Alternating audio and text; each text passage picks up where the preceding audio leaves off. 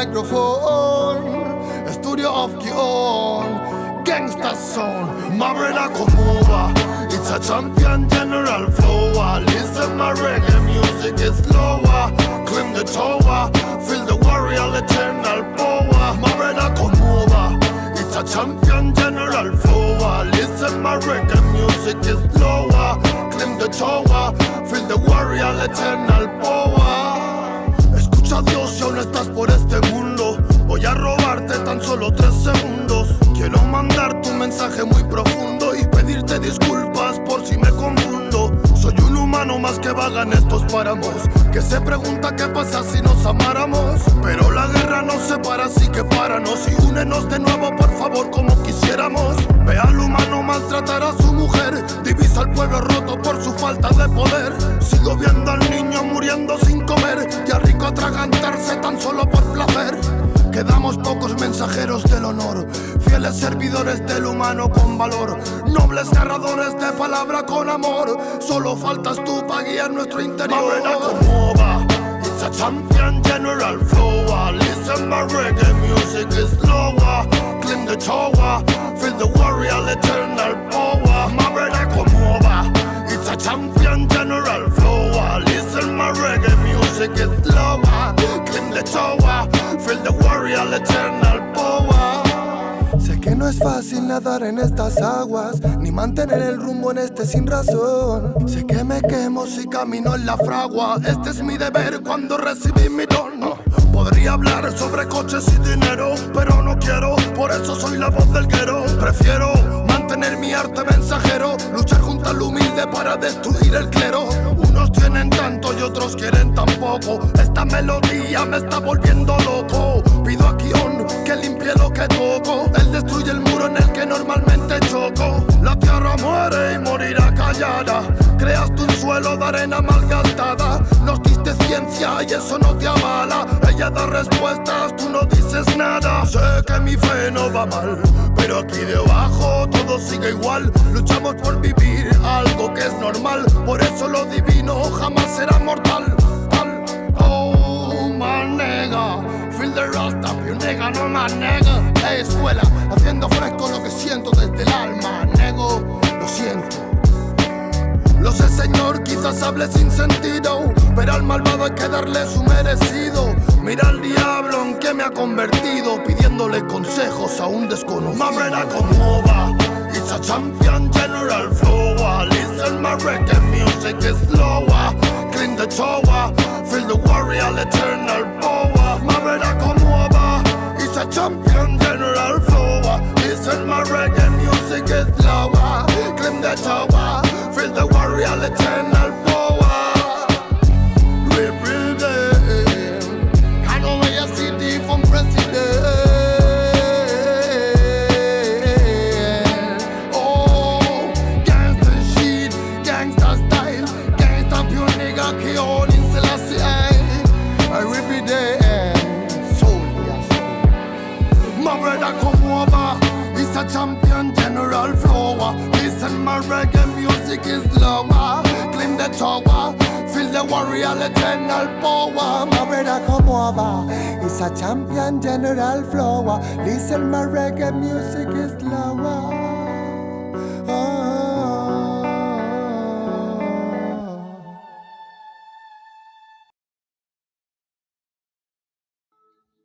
Isaiah chapter 58 and verse 1.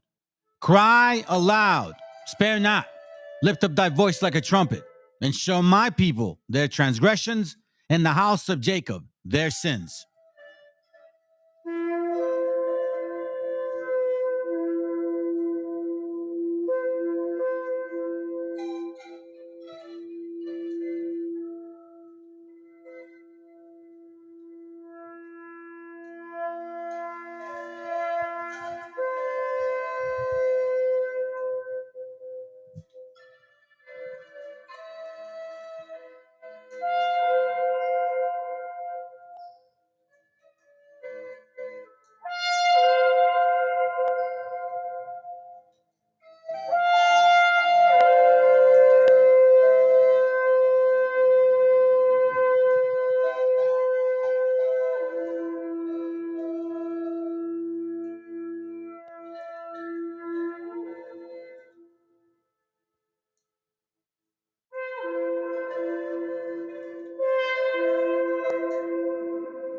Copyright disclaimer.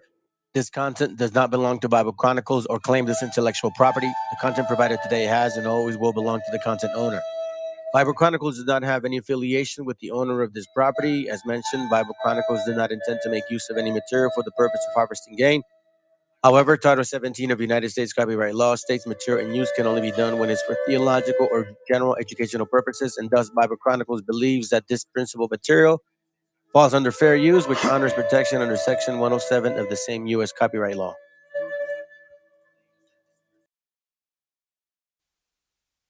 Yeah, man, real bomba clock and I set the volume 8. This is the music from the my niggas. Yeah, man. Oh, ribby them, ribby them. Hey, hey. La la la la la la la la la la la la la. You man a tribute from Black Hood Ray. Hey, hey, hey. Broken microphone, mystic lover sound, a dream of soul.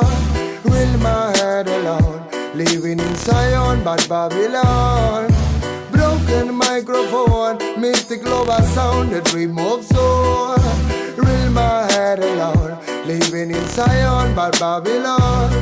Por soñar soñé que todo cambiaría, por pensar pensé, luchar a sangre fría sin perder la fe, viviendo el día a día, más con sentimiento que marcó mi sinfonía. Darle pan al que no puede comer, darle bendición al que sepa renacer. 3000 errores solemos cometer, pero solo un gran hombre lo sabrá reconocer. Y me di cuenta hoy de tantas cosas, algunas crudas, otras bastante hermosas. Solo más sabios, personas poderosas, no aquellos bastardos que destrozan nuestras prosas. Es la perdición, mala situación de manchar tu corazón por tu mala acción. Dame una razón para darte mi perdón. Siento que tu alma se consume como el humo de este blon. Derramo poesía, arte mensajero que reclamo cada día. Pretendo ser sincero, más comparto mi alegría con todo caballero que mantenga la presión cuando andamos bajo cero. Sentimientos perdidos con calma, malos actos mancharon tu alma. No pide perdón quien dispara el arma, no sabe que un ladrón se bate con el karma. Broken microphone.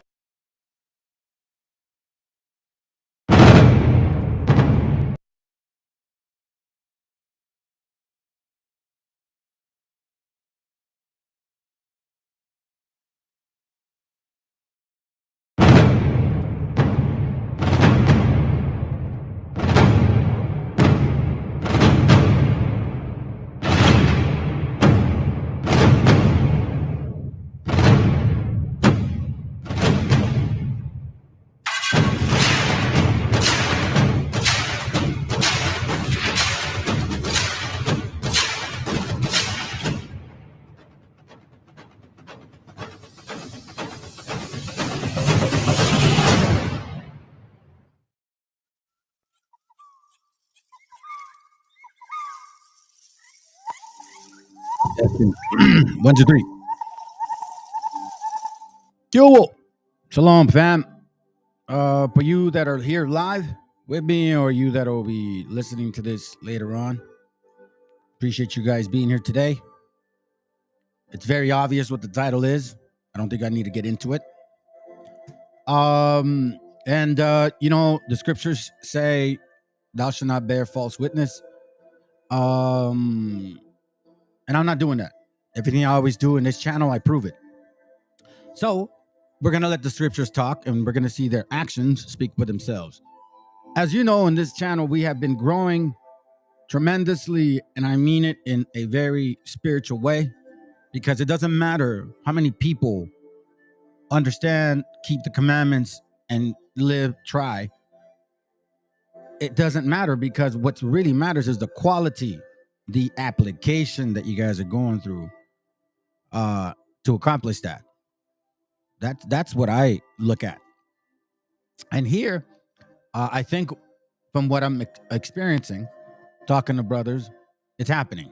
All praises to the Most High God for that. So I want to first of all thank the Most High for allowing us to continue to have this channel. You know what I'm saying? So anyhow, what's so funny, fam? There was about, I guess, 3 people waiting, and as soon as I started talking, one left. Bro, do I have bad breath? I brushed my teeth. Damn, man. Believe it. You're impatient, brothers. All right. Well, listen. I got a lot to go over today. I always try to say I'm trying to go fast and trying to finish this, man. I'll do some reading, but I think a lot of it is going to be video. And I'm going to reference some books. I'll read some others as well. I want to be reminded, or I want to remind you guys that there is such a thing as like identifying false prophets, false teachers, or even false prophecies. So let's begin. All right. Let's see here. And shalom again. Let me know who's here, because I am going to put the link up. All right. So just let me know who's here. So let me get into it. All right. Let's start off with Isaiah chapter 26. Sorry, 29. Excuse me. I don't know why I said 26, man. I'm seeing things upside down. Let's begin. Let's get to it. It says here, "Thou shalt be visited of the Lord of hosts with thunder and with earthquakes and great noise, with storm and tempest and the flames of devouring fire." All right. So we are going to be visited in this way. We will, like scriptures say, when the fig tree, that the summer is nigh, earthquakes and all kinds of things, you'll be given kind of saying hints. All right. "Thou shalt be visited of the Lord of hosts with thunder and with earthquakes, I apologize, and great noise, with storm and tempest and the flame of devouring fire, and the multitude of all the nations that fight against Ariel, even all that fight against her and her munition, and that distress her, shall be as a dream of a night vision." For example, verse 8, "It shall be as when a hungry man dreameth, and behold, he eateth, but he waketh, and the soul is empty." You guys know what that means. Those dreams where you're like, oh my God, I'm there, and you're enjoying it. Next, you wake up and you're not there at all. It was just a dream. "Or when a thirsty man dreameth, and behold, he drinketh, but when he awaketh, and behold, he is faint. And his soul hath appetite. So shall be the multitude of all the nations be that fight against Zion." Then it says here, all right, let's continue with the reading. We're going to go to verse 11. It says, "Stay yourselves and wonder, cry ye out, cry. They are drunken, but not with wine. They stagger, but not with strong drink. For the Lord hath poured out upon you the spirit of deep sleep, and closed your eyes. The prophets and your rulers, the seers, have he covered. The visions of awe," keep that in mind, "the visions of awe is become unto you as the words of a book that is sealed." So as you can see here, there will be deep sleep, and the visions of some of these fake ass prophets, excuse that I'm saying that, are going to be prophesying based on a sealed book that it's not out of the Bible, which men delivered to you one that is learned, like what we were doing, saying, "Read this, I pray thee." And he said, "I cannot, for it is sealed." Well, they didn't tell us that. So now, I want to remind you guys of something, okay? I want to remind you of these two topics here: the vision of all and the words of a book that is sealed. Okay? So just remember those two things. So let's continue. The book is delivered to him that is not learned, saying, "Read this, I pray thee." And he saith, "I am not learned." Wherefore the Lord said, "For as much as these people draw near with their mouth, and with their lips do honor me, but have removed their hearts far from me, and their fear towards me is taught by the precepts of men." In case you guys don't realize, the chapter before, okay, this whole thing about precept upon precept, right? Who shall teach knowledge? Whom shall he teach knowledge, and whom shall he make to understand doctrine? Right? Them that are weaned from the milk and drawn from the breast. For precept must be upon precept, precept upon precept, line upon line, line upon line, here little and there little. So check this out. There is a proper way to teach. But you guys just need to read a little bit down too. It says here, to whom he said, verse 12, this is the rest wherewith ye may cause to weary to rest. Let me go over there in this translation here so you guys can get it. Verse 12, he offered rest and comfort to all of you, but you refuse to listen to him. That is why the Lord is going to teach you letter by letter, line by line, lesson by lesson, that you will stumble with every step to take. You will be wounded, trapped, and taken prisoner. Now, why is that scary? Now, I don't know why you guys are just walking over these things. You that are in these schools, and you brothers, this is really mostly for you guys that are not in these schools.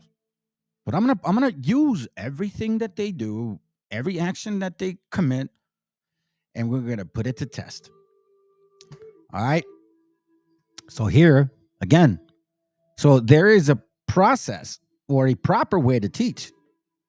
And there will be people that will use the same technique because the Most High allows it. There will be for those to be broken, snared, meaning trapped, and destroyed. So when you read those things, you should really pay attention to what it's actually saying. Verse 14, wherefore hear the word of the Lord, ye scornful men, that rule this people which is in Jerusalem. And I'm going to tell you something, fam. Jerusalem is a people first before it's a country. I'm going to tell you that right now. All right, so let's continue. Because ye have said, we have made a covenant with death, and with hell are we at agreement. When the overflowing scourges shall pass through, it shall not come unto us, for we have made lies our refuge, and under falsehood have we hid ourselves. And a lot of you guys are really believing this stuff that they're teaching. A lot of you guys are hiding under falsehood. A lot of you guys are saying, I can't wait to go home, Ak. We almost home, man. We almost out of here, Ak. Shalom. Yeah, the F with you nations. Putting feet on people's faces as if you're going to make it. As if you're going to make it. This is why that the gentleman that I used the video, African-American dude, and he's like, we don't show no royalty. We don't have any sense of it whatsoever. Whatsoever. Sure. Oh, man. Well, let's continue. Because we have enough biblical proof now that exposes these demons by the way they teach and by what they say. So let's go to Jeremiah 27. Watch this. I'm going to read it. Let me see how it says it in this translation. Do not listen to property say. Yeah, let's read it like this. It says here. So I don't have to translate it or interpolate. Interpolate. It's a famous Canaanite word. Let's go. Jeremiah 27:9. It says, do not listen to your prophets or to those who claim they can predict the future. Excuse me? Excuse me? Yes. It says, do not listen to your... Hold on, let me turn on the camera. Man, what's up? Give me a second.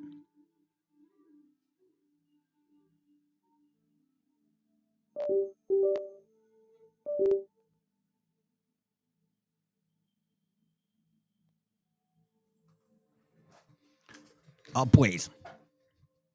Hold on a second here. Hey, shalom. Shalom, Julio. Praise, man. I appreciate you having you here, bro. I'm going to put the link up if you want to jump up in a little bit, all right? You let me know if you want to jump on. It says here, do not listen to your prophets or teachers or to those, you see, your people and those others, right, who claim they can predict the future, comma, either by dreams, or by calling up the spirits of the dead or by magic. Now, I'm going to remind you guys, let me remind you guys here that this 12-type chart came by a dream. Don't play stupid. It's a joke. But it came by a dream. So it says here, regarding prediction of the future by dreams or spirits of the dead or by magic, they all tell you not to submit to the king of Babylonia. Now, what exactly is that saying? So let's read that carefully here. I'm gonna magnify this. It says here, they all tell you not to submit to the king of Babylonia. Why is that? Why is that important? So, like, for example, don't we get a lot of these guys telling us, F with the white man, the hell with the white man? Isn't that what happens? Don't they go teach that? And it says, verse 10, they are deceiving you and will cause you to be taken far away from your country. Again, Jerusalem is a people first and a heritage before land. I will drive you out and you will be destroyed. But why, you say? Okay, let's continue reading. It says, they are deceiving you. I'm sorry, verse 11. But if any nation submits to the king of Babylon and serve him, then I will let it stay on its own land to farm it and live there. I, the Lord, have spoken. Okay, so as you're reading this, you're like, okay, so let's continue.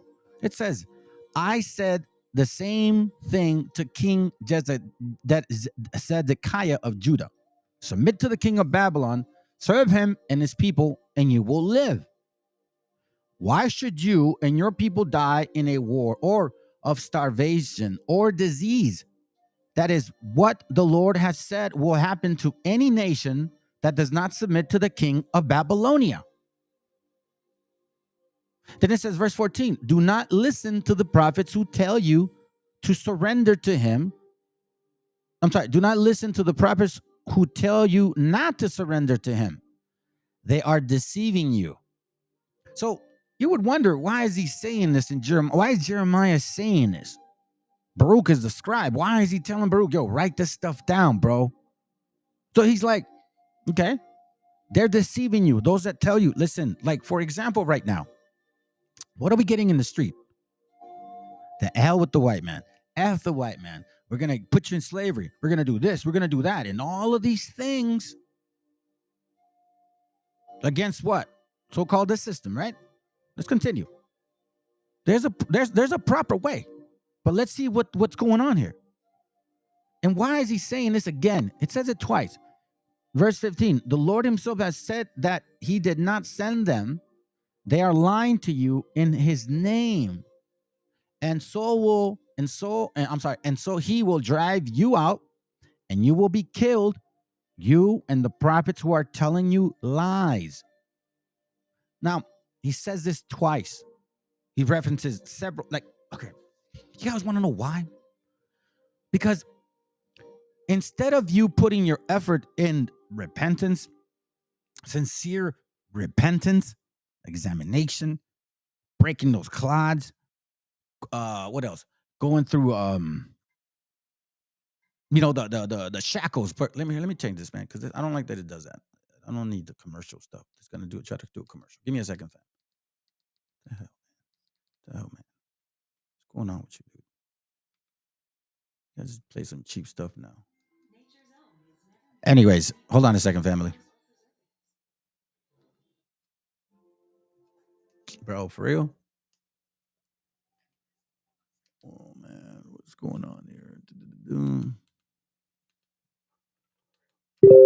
Let's see. Drum. I'll put a background music, fam. Give me a second. Drum with flutes. Alrighty. Alrighty. Let me see if it does it.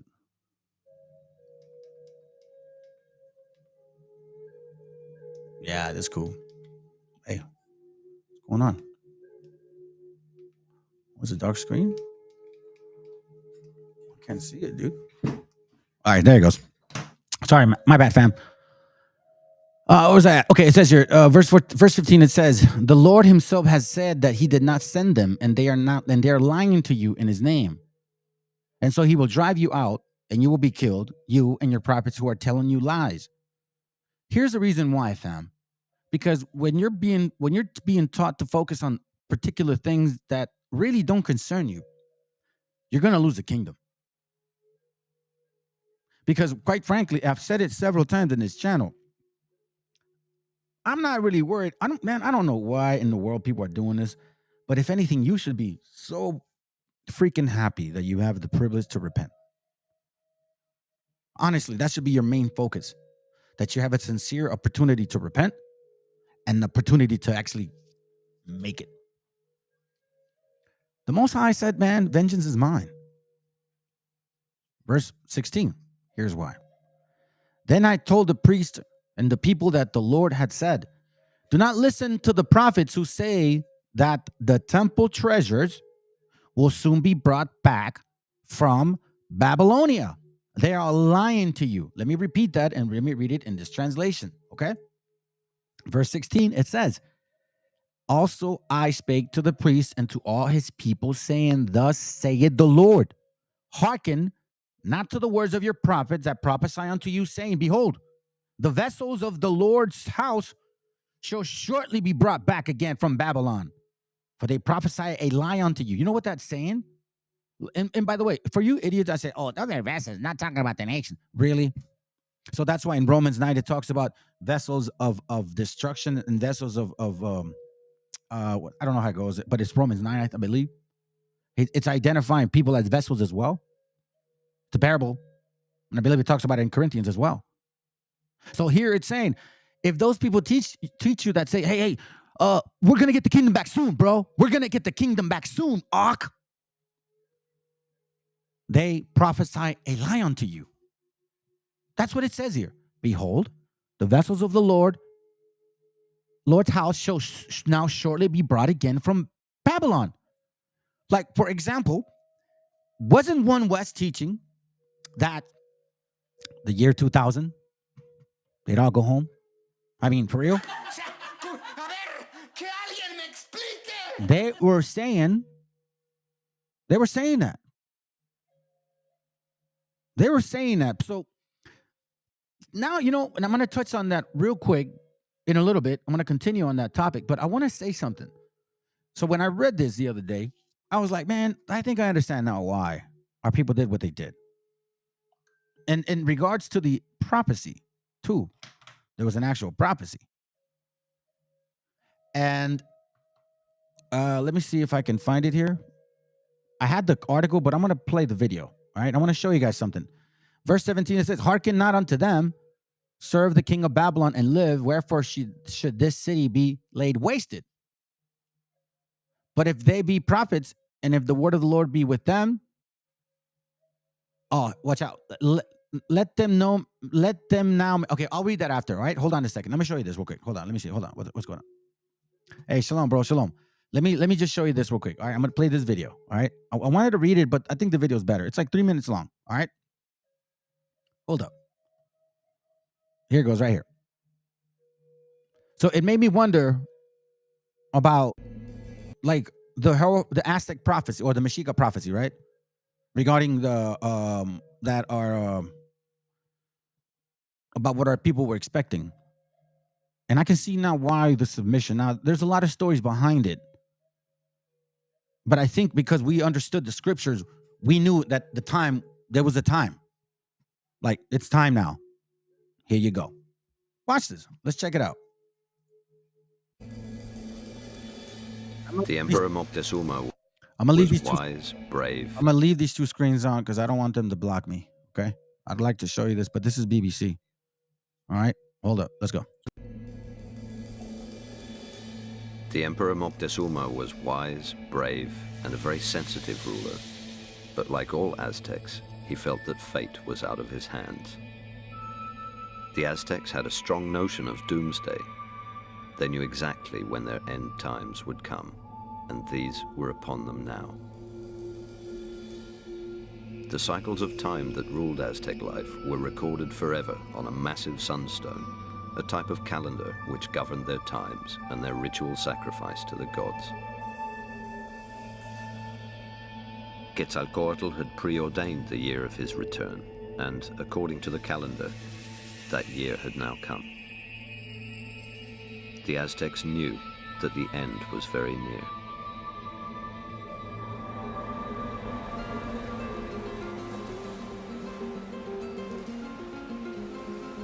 Moreover, the Aztecs knew their gods would return from the sea to the east. Some even thought they would return as white bearded men. All eyes were on the coast. As the predicted time draws near, priests, wizards, and astrologers grew edgy.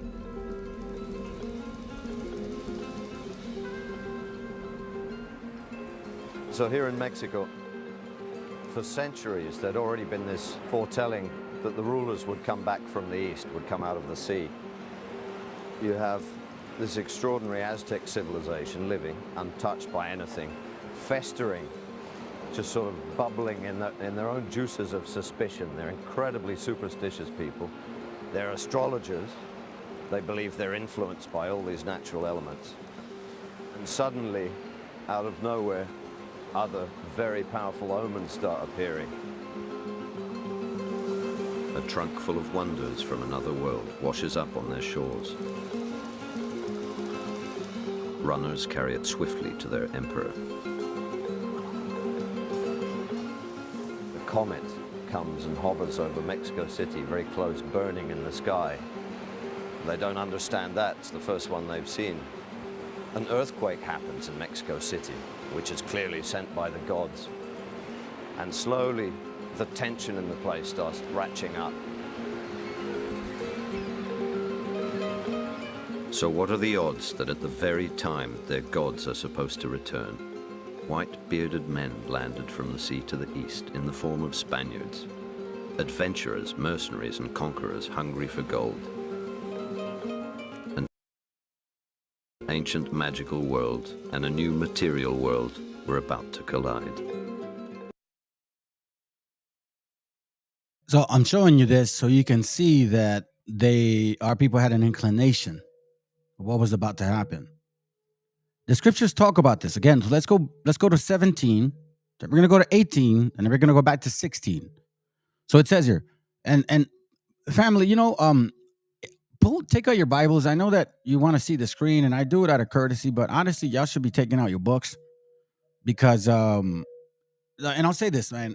When I started watching these videos, right, and I noticed that I was showing the screen and I show my face, that's cool, but I could see why people there's a need to see another human. And it's just weird, man. So that's why I'm leaving the screen on. My family was like, yeah, I don't know why, it just seems that way. So it's cool, bro. It's okay. I don't care. So please take out your Bibles. Follow me here, okay? So I can actually read this. So it says here, verse 17, hearken not unto them, serve the king of Babylon, and live. Wherefore should this city be laid waste?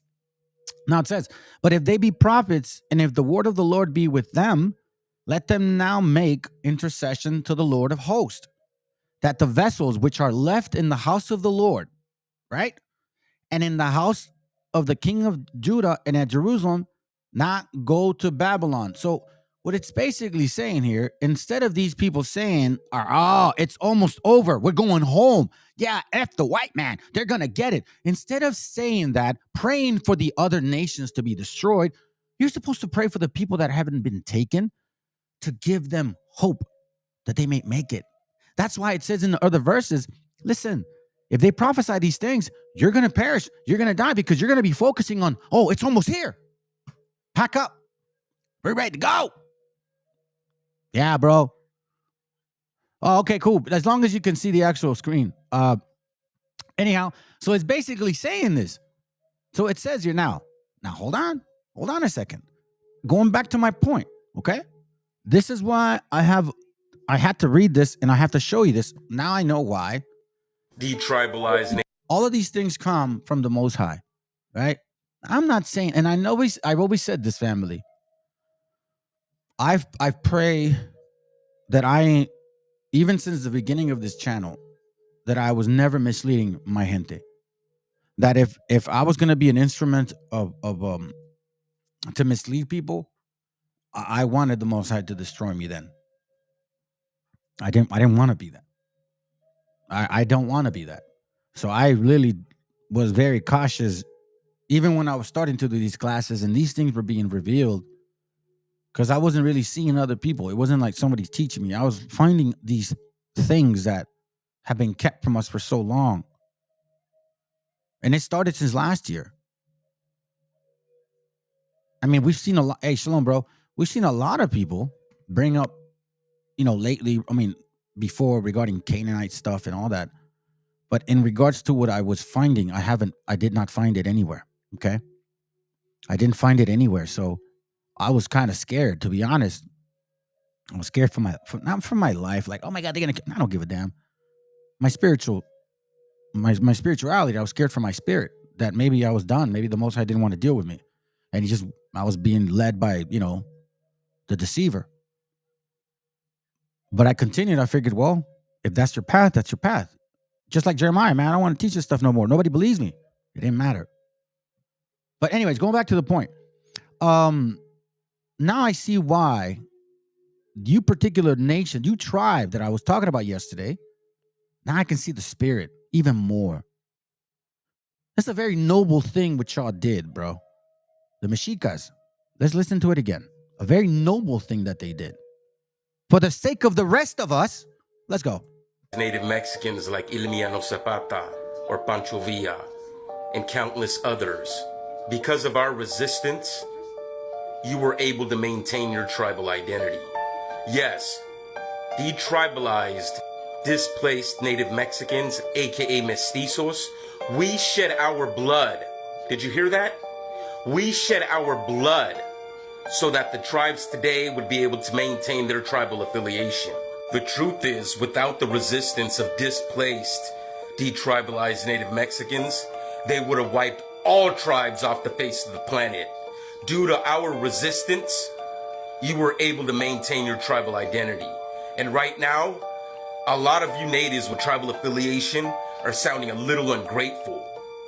So I think you better just stay in your own lanes or start giving a little bit thanks to those of us and our ancestors, which are also your ancestors that shed our blood. So either humble yourself and give thanks or just step to the side because you don't matter. We don't need you.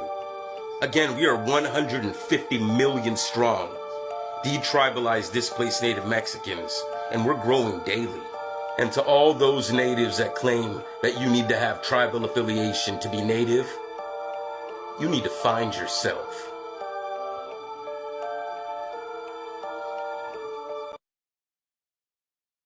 That's a very noble thing to do as a leader. For real.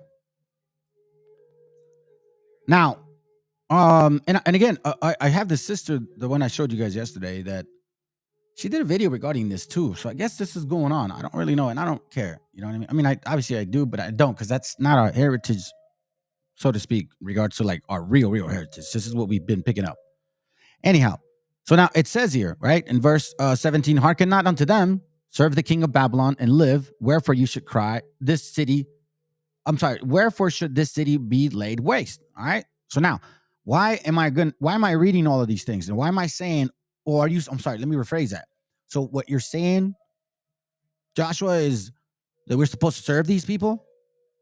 Let's continue. But if they be prophets, and if the word of the Lord be with them, let them now make intercession to the Lord of hosts, that the vessels, meaning you guys, which are left in the house of the Lord, meaning now, and in the house of the king of Judah and at Jerusalem, not go to Babylon. Meaning, instead of praying against them, pray for us. So, let me show you something. I'm glad I kept it. I wasn't going to read it, but I'm glad I kept it. Deuteronomy 18. Here's why, fam. Because by us being told, F them,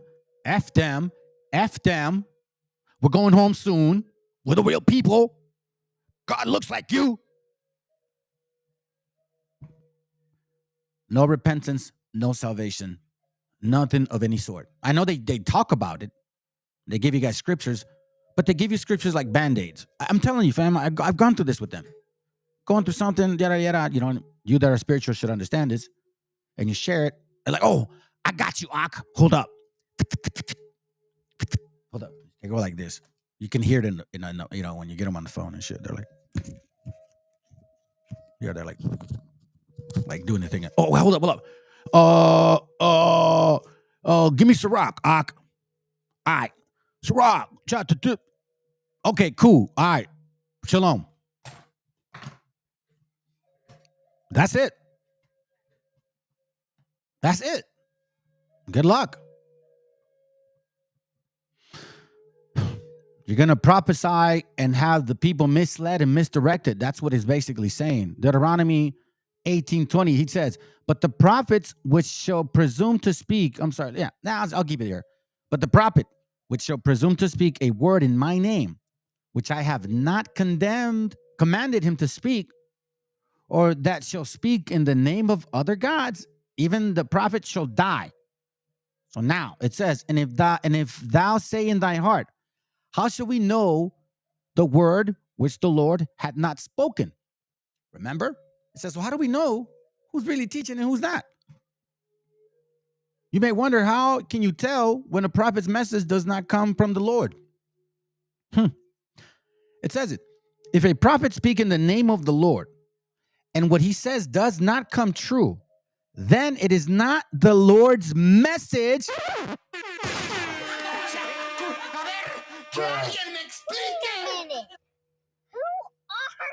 That prophet has spoken on his own authority. You are not to fear him. So I'm going to remind you, okay? I'm going to remind you, you stinking Canaanites, man. I'm like, seriously, up to my, they say, up to my yang yang. Yo, for real, man. You guys, all right? This is all of you. You cannot hide from what I'm about to show you. You can say, well, we're not part of that group anymore. I don't give a damn. The tree will not fall. I'm sorry, the fruit does not fall far from the tree. Y'all are still claiming that your King Mashah is your king. Well, let him be your king. Because that same man, or whatever his name, I don't care. Because he's not our people. And definitely not my elder for sure. But check this out. I'm going to show you something. You boast about your so-called heritage. You boast about the other nations doing something to us. You boast about the enemy is the so-called white man. But guess what? We've been finding, because the scripture said, if whatever the prophet says doesn't come true, then that's a liar. Since last year and the year before, and other brothers have pointed out Canaan, the Most High then revealed a little bit more to us recently. And everything that we've been sharing up until last year to this year, it's actually manifesting. Because guess what? Now people are talking about the fact that conquistadors were African Americans. Yeah. So I haven't been lying. I've been saying this since last year. All of us have a lot. The brothers before me came, they shared it. I came in with more info. I pray to God, and the other brother comes in with a lot more than us. Or we're going to grow through this. I don't know. But it says, if a prophet speaks in the name of the Lord and what he says does not come true, then it is not the Lord's message. That prophet has spoken on his own authority. You are not to fear him. Why? Because they're going to die. They're going to die. Oh, dear. Oof, man. Oh, I'm so, bro.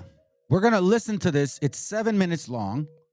But we're going to listen to this because this is what they taught. Every single one of you guys from One West. Oh, I'm sorry. Did I hurt somebody's feelings? They stepped away. Oh, well. Well, listen. Here. A matter of fact, hold on. I'm going to put the link up. Hold on, brothers. If you guys want to come through, let me know.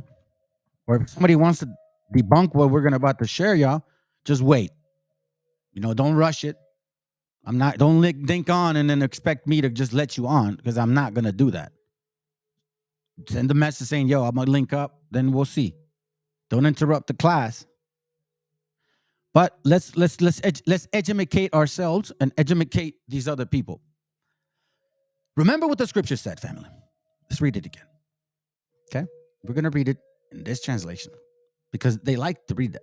When the prophet speaketh in the name of the Lord, if the thing follow not, nor come to pass, that is the thing which the Lord had not spoken, but the prophet had spoken it presumptuously.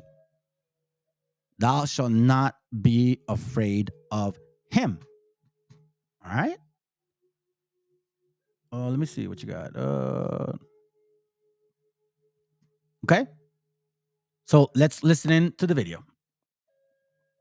I'm gonna make it big, fam. Hold up. I want y'all to see it. Because they may take it off. Let's go.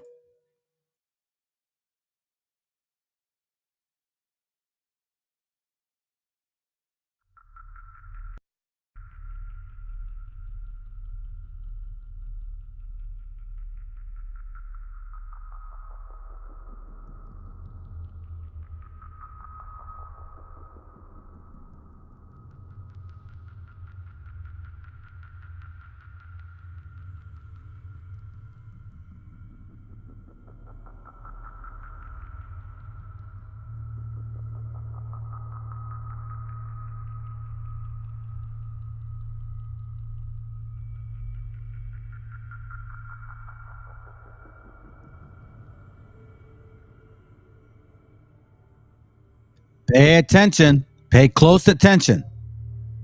Write down the scriptures too.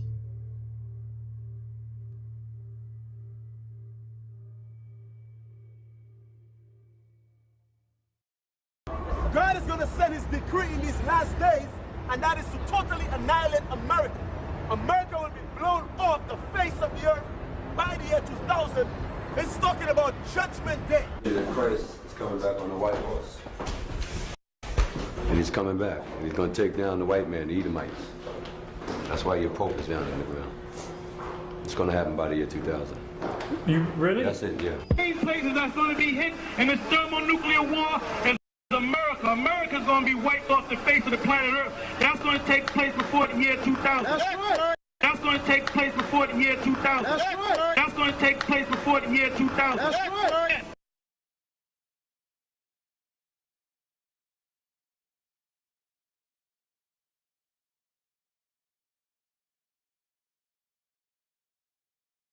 America's going to be wiped off the face of the planet Earth. That's going to take place before the year 2000. That's right. That's going to take place before the year 2000. That's right. That's going to take place before the year 2000. That's right. America has less than 628 days. America has less than 628 days. America has less than 628 days before this country is taken out in thermonuclear destruction. This kingdom, America, is going to be destroyed before the year 2000. Evil kingdom that God spoke of in the Bible. And all you so-called white people, your condemnation, you are condemned to what? Hell. And you're going to be in hell, you're going to be oppressed before the year 2000. Christ is going to come back. Museum America is going to be destroyed before the year 2000 by thermonuclear destruction.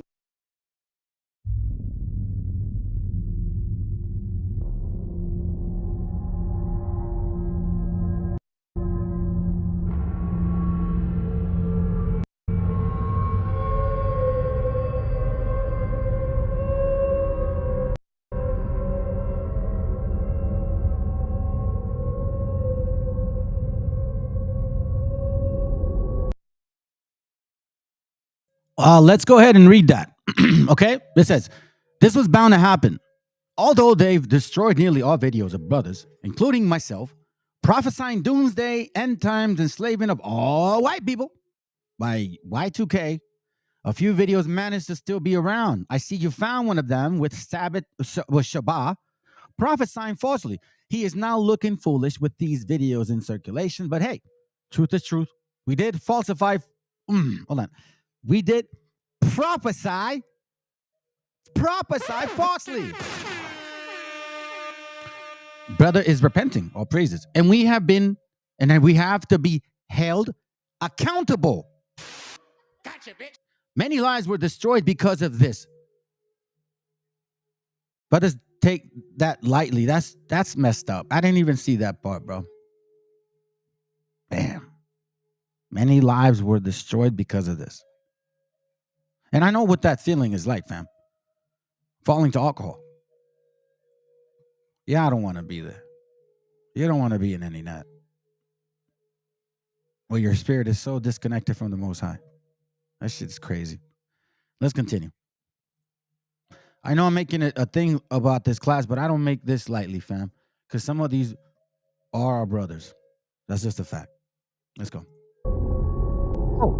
And some of these people may not be our people, but they still want to keep the laws. What is wrong with that? And now they won't because of these fools, because of these false teachers, because of One West, because of Nate, Tahar, a general. What's the other guy? The other two young kids, the dude that looks like a white dude and the bald guy from Sakai. Who else? Oh, and then the well, yeah, I added them in there because honestly, I just wanted to cover space. But anyways, let's go.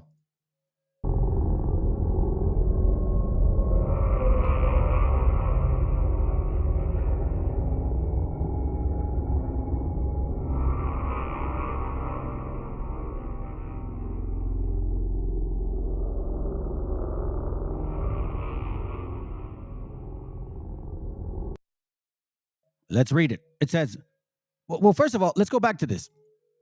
Let's not forget the point. When a prophet, Deuteronomy 18:22, I'm going to keep reading this. When a prophet speaketh in the name of the Lord, if the thing follow not, nor come to pass, that is the thing which the Lord had not spoken. But the prophets that had spoken it presumptuously, thou shalt not be afraid of them. Why? Why should we not be afraid of them, family? Because they're, first of all, they're not our people. Two, they're going to be destroyed. They're going to be destroyed, fam. And I pray to the Most High that you guys have no mercy whatsoever. Because this is who you are. These many false doctrines, false prophecies. And I thank the Most High. Okay, I'm going to say this. I'm going to take a little break. I'm going to say this to you guys, man. For whatever reason, we all have a path. And the Most High, man, he has you. If you are of him, if he has a plan for you, he'll take you even through the depthness of hell. Like where I came from, the ism, right? The alcoholism, man. Anyways, y'all know, bro. Yet he will still get you out of that.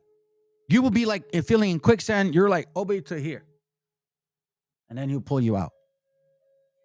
I was in these rooms 4 years and my spirit didn't bear. I'm just like, man, but I want to keep the laws. I don't like to. Yeah, I did leave a few times, but I was always following them, watching classes, taking notes, even when they were watching, because the Most High watches, obviously. I just couldn't leave. And I know now why, because obviously under that particular spiritual, spell, that false doctrine, it's another spirit family. But it was because maybe he was prepping me for this. It says, those many false doctrines and false prophecies. Matter of fact, there's a scripture that says that they would even convince that they were almost always convinced the very elect. I mean, maybe, I don't know if I am, but Lord willing, just if I am, man, leave the door open, bro. You know what I'm saying? I'm trying to help you guys first. It says, and false prophecies came from false prophets that invented ISUPK, never found in the Holy Bible. Since then, many splits have occurred, rendering ICGJC, founded by Arya, and his trained blasphemy student, Tazakada, whatever his name is. So now, remember, after 2000, IOIC came like in 2003, because Nate came out of that split. The Creator would never have sent a false prophet, Pharisee, to teach or educate the children of Israel in several false doctrines and perverse, unholy prophecies that didn't pan out. I'm not sure why nobody's ever really read Deuteronomy, because it literally is telling you the answer. If nothing of this came true, these guys are all fake as shit. Excuse me, but they are.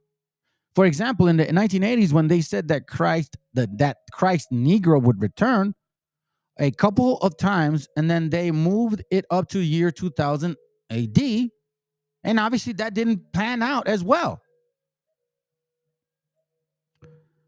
When a prophet speaketh in the name of the Lord, if the thing not follow not, nor come to pass, this is the thing which the Lord had not spoken.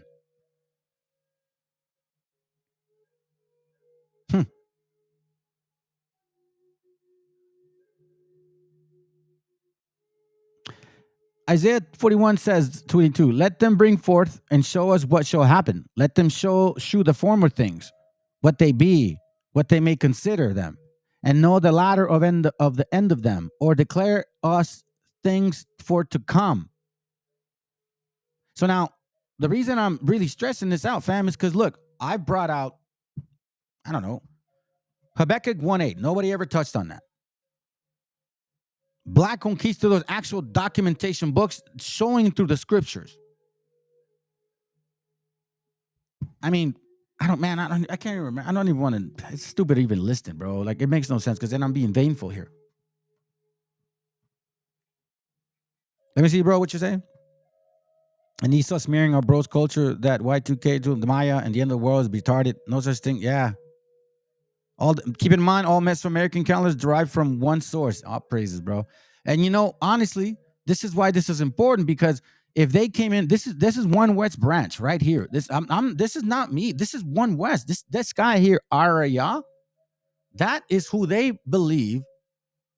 Like, that's who they followed. He brought that out. So let's continue listening. Let's go. And I'll shut up.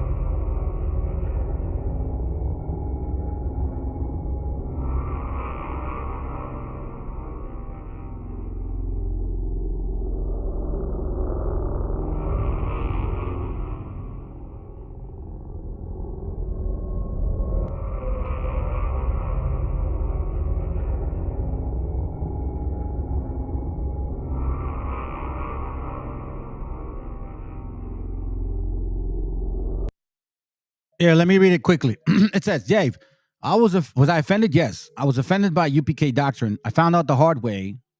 I found out the hard way that doctrine was baloney. I lost critical years of my life because of the doctrine. I am a pre-Y2K UPK brother. Many of you are post-2K UPK adherents and quasi-adherents. And you have the luxury of following a revised, improved version of the doctrine. I didn't have the luxury. Thusly, I suffered much loss. Such a much loss. The stakes were higher for UPK cats of my era. I've seen brothers I used to teach with, homeless and mentally deranged, as a result of the failure of the premier and greatest prophecy that impinged on the doctrine.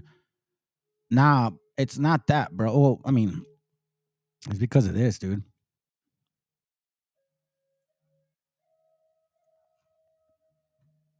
Because of this.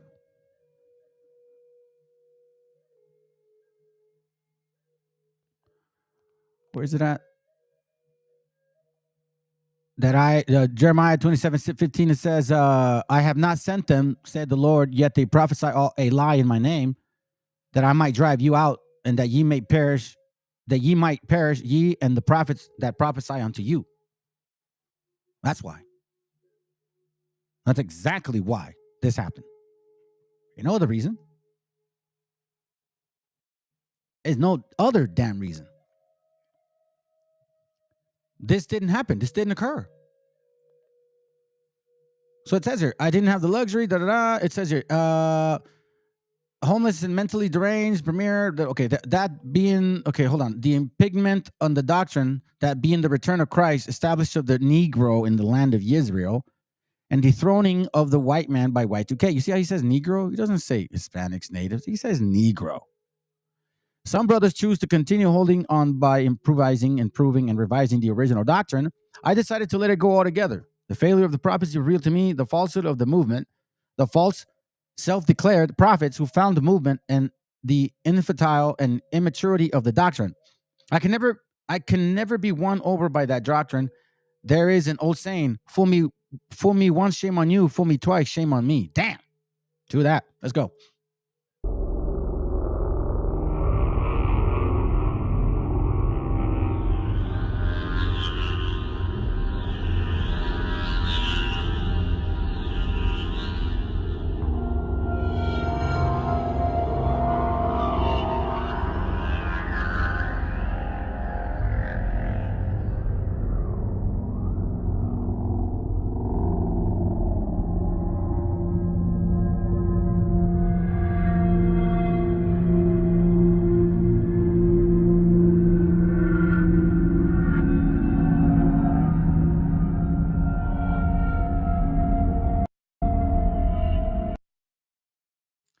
So let's read this. It says, when Mashah died, he was the leader of the house of David, HOA, HOD, whatever.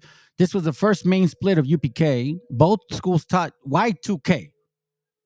The house of David started quieting down a bit as the time approached, and then eventually it was just conveniently forgotten about. Tahar will openly admit those things, as you know. He still thinks that Mashah was King David. I don't have them anymore, videotapes where Tahar teaching Y2K and Ariyah standing right beside him, along with other brothers, including Shaka Khan, I guess. I mean, it's an indisputable fact that UPK as a school, as a unit, officially taught the return of Christ in Y2K. Officially. I'm not lying. Scripture said, don't believe these suckers. Let's go.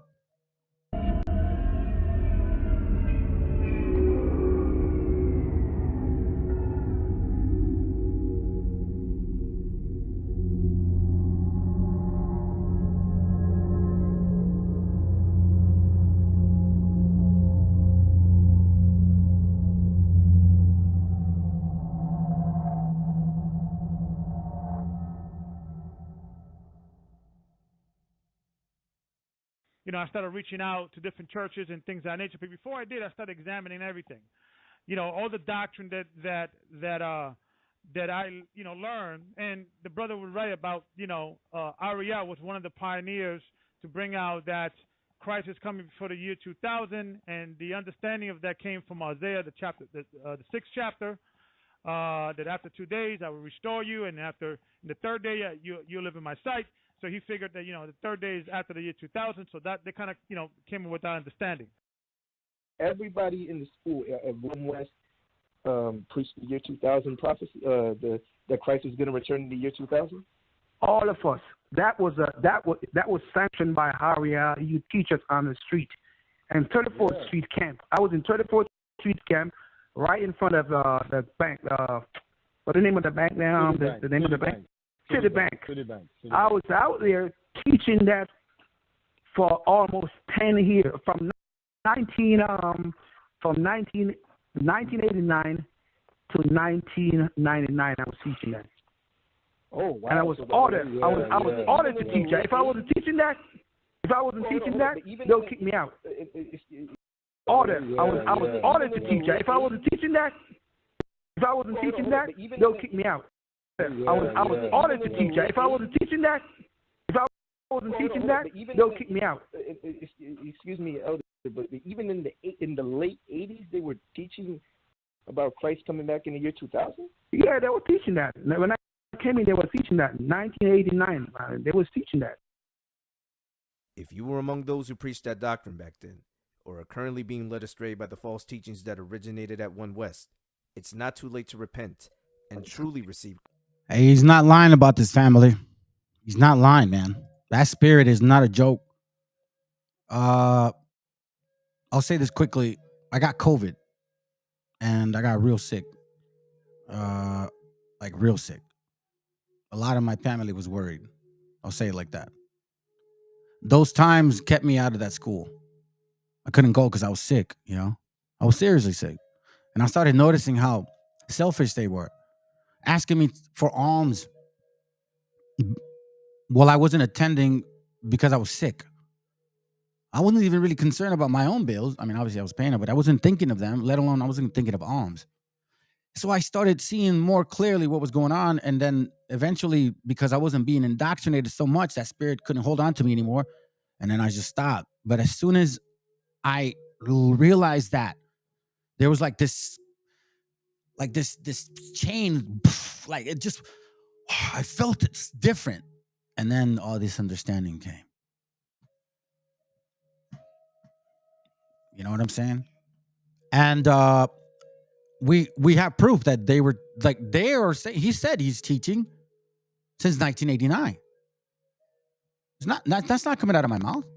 So I ask you, IOIC, ISUPK, GMS, Sakari, Popi, Gia, whatever, all of you guys that came out of One West that still teach that stupidity, all of you guys, okay? Here it clearly shows that y'all are full of shit. Thou shalt not be afraid of him. Why? Because you guys are fake. You're not the people of the book. You've had the Bible since. Matter of fact, I'm going to continue because I'm going to show you guys something. You see, the thing is, I'm finding info that you guys are giving me. I don't know. You're literally putting it on the platter for me to chop it in pieces.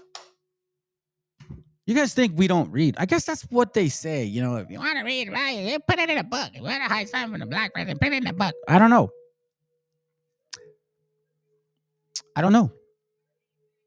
But you know, I've been saying certain things that I've been catching. Who are these people? I think these people are being identified. Check this out. Look at Habakkuk. Look at Habakkuk. Look at Deuteronomy. Look at Deuteronomy again. Look at the black eagle again. Look at these guys. They have the black eagle. Wait a minute. These black Europeans, they knew their language. Deuteronomy 2:8 couldn't apply to them. So it started becoming that way. And then what? Jubilees 9, Jubilees 10, Micah 2, all of these things started coming to fruition. Now we see Jeremiah 27. If this isn't giving us a prime example that we're going the right path, I don't know what is. Because literally the Bible's identifying, if they come this way, don't believe them. The black eagle, that's them. If they know the language of the other nation, that's not the people. Why? Because they wouldn't know them. They wouldn't know them. They wouldn't know their language. They wouldn't know anything about them. Like us, we didn't know anything about them. Yeah. So let's go to this real quick because do I want to go? Yeah, I do. Matter of fact, I do because there's a point. All right, so let me go here real quick. Hold on, fam. Matter of fact, I do. I wasn't going to read it, but I do. Where are you at? Give me a second.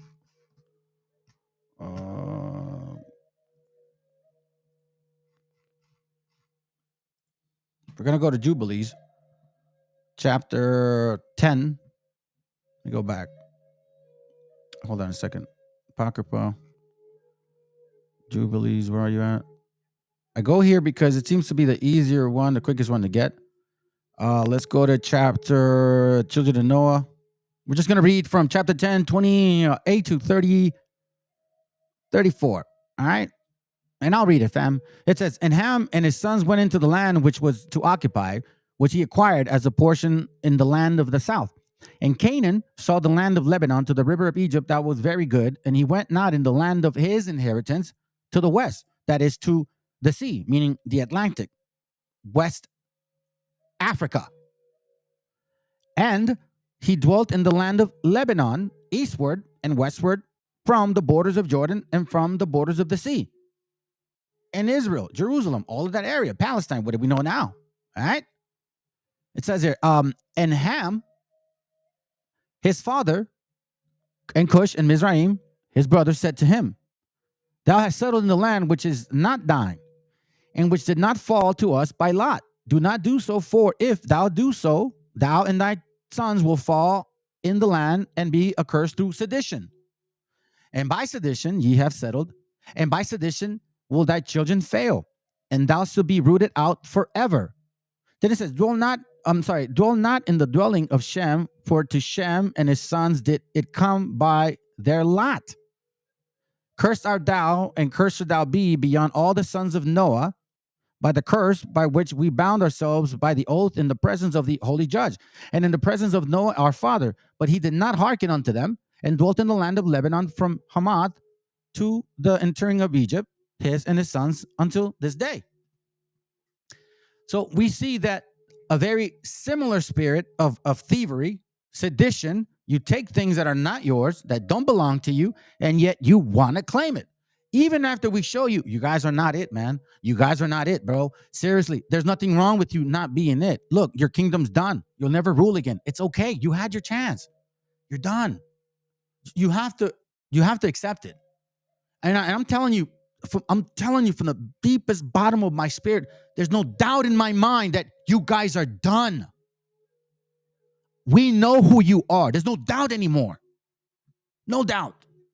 And you brothers and sisters that are out there still doubting, and the hell with you too then. You probably belong in there. You probably are these guys. Look, this is what I'm saying. So if I was saying these guys are this since last year, and none of this came to fruition, then I'll be just like them. If all of these books, that's not true, bro. We haven't found anything. They didn't conquer us. There's no such thing as La Leyenda Negra, Los Conquistadores Negros. That's not true. The Caciques, Maya Conquistadors, those books are not real. Then I'd be a fake prophet. Oh, damn, it fell? No, I didn't. But what I'm doing is I'm showing you guys what I'm learning, and it's coming true. I'm not saying I'm this, I'm that, and no, the Most High's given us this understanding. Why? Because the time is now.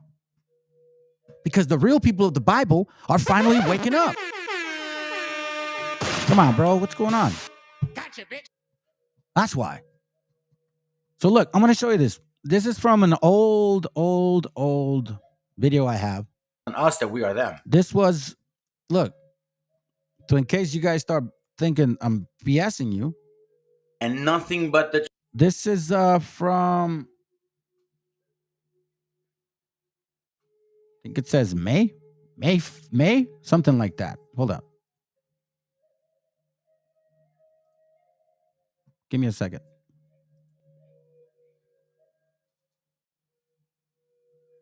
This is in May, fam. May or June. Well, no, it's June. Actually, June. Because May was like when I actually had the channel. So I started noticing these things. Because when I left, I'm like, okay.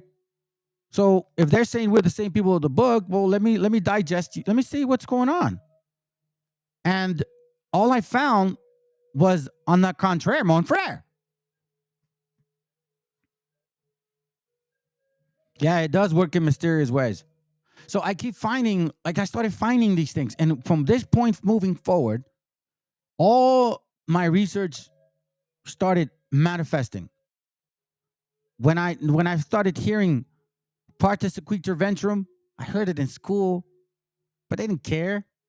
And then I realized, wait a minute, this applied to our sisters? Yeah. So this was back in last year. And I was like, listen, that's what I'm finding. I don't know, man. I'm a little, you know what I mean? I was like, I'm just going to teach what I teach still. And even this is when I started finding Nate's bullshit. Excuse me, but it's true.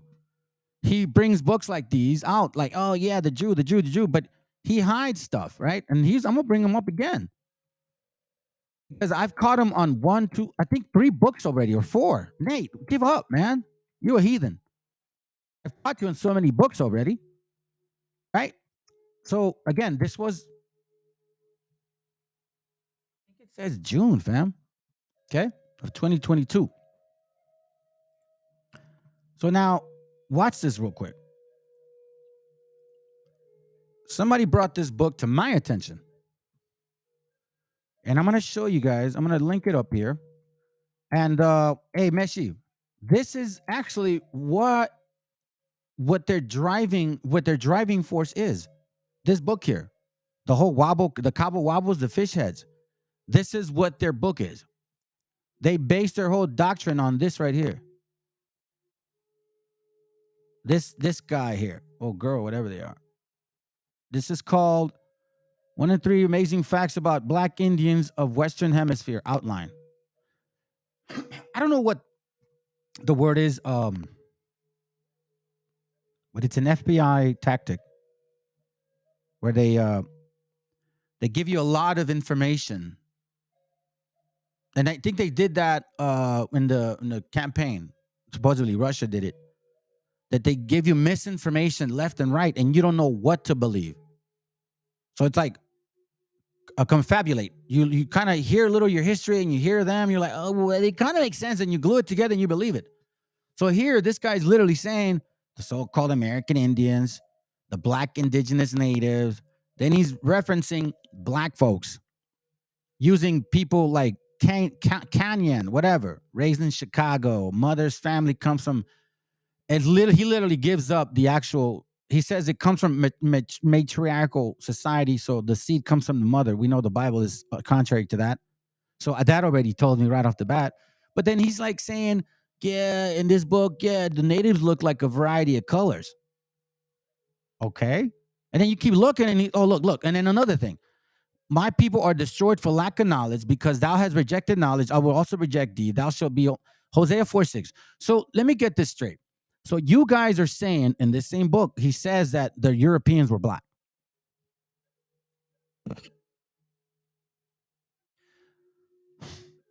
He says the Europeans were black. They came here and took these black, and he says black. He references black as an African, like Africanoid features and shit, like Ham. It's just stupid. And then you guys go and use the Bible, like y'all don't look. It's just dumb. But I looked through it.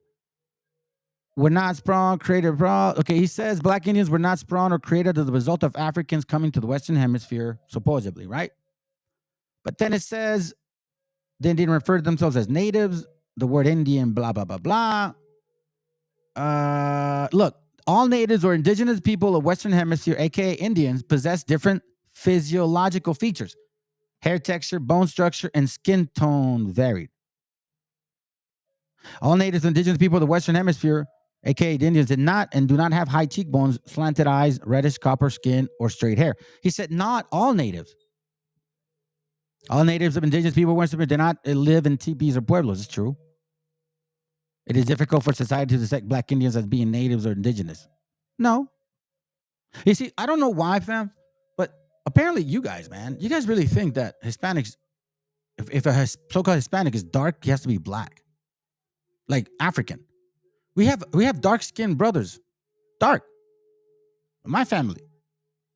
They're not Africans. And anyways, if you guys look carefully through this book, you'll see the no wonder a lot of these idiots are a lot of these people are ignorant. I don't want to say idiots because I don't know, but again, once you know, you should know better. Hold up. My camera turned off. Let me go ahead and connect this here now. I'll come back with the camera in a little bit. So as you can see all of these things, right? Hold up.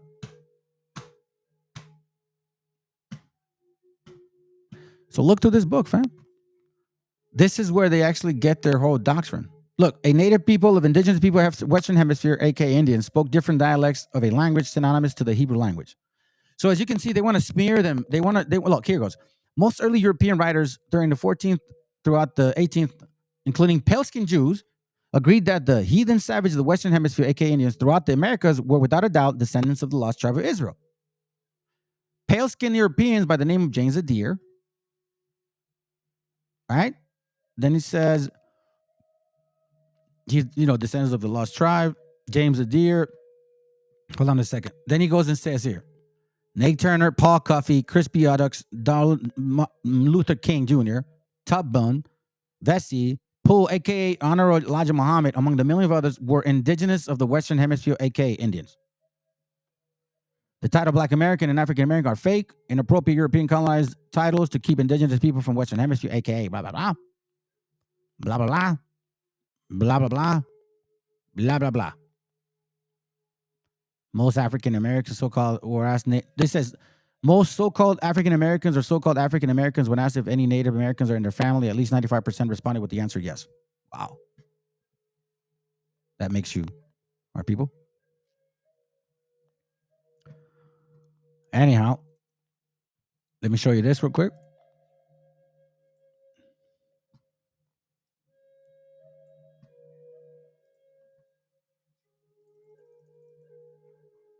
So what's this?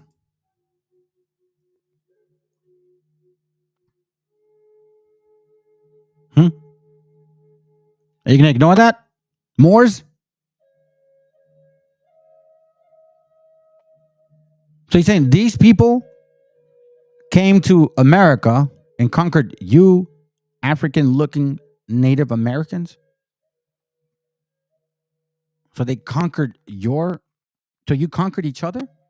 So look, watch this. The term Moor was applied to dark-skinned, brown-skinned, and reddish-brown-skinned people who are not only indigenous to Europe, but to West and North Africans.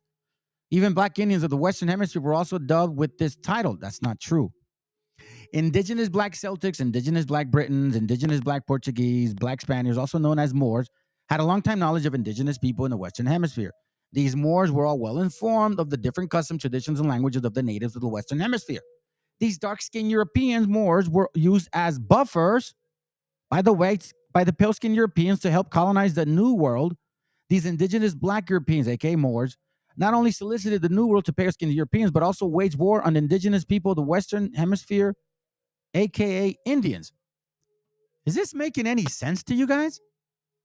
So you're saying that los negros de Europa esclavizaron a los negros de América, güey?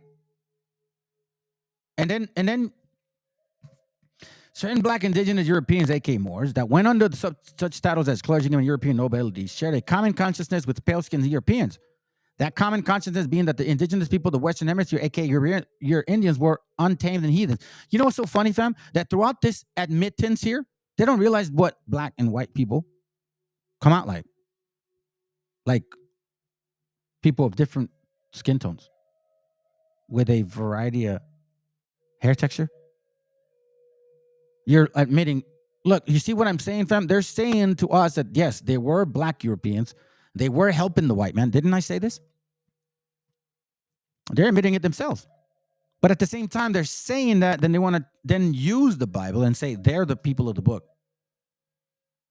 And then they're saying we're the enemies, but yet you're saying that the same people that are black Europeans enslaved you, but they're not your enemies? Look, both dark-skinned and pale-skinned Europeans who were either Britain, Gallic, or what you have, fleeing from religious persecution. And I'm glad this guy's saying this because I'm going to show you guys something right now. Certain Moors helped to navigate Christopher Columbus' voyage, and I do believe that because they're navigators. These Moors went to Tarshish. These are the Phoenicians. When you look at Spain, it used to be Tarsia. And these guys, these Moors, these Canaanites, these Phoenicians were merchants, and they would travel to the Isles to dig for tin, gold, and silver in the Isles of Tarshish, which is Spain, and the further islands.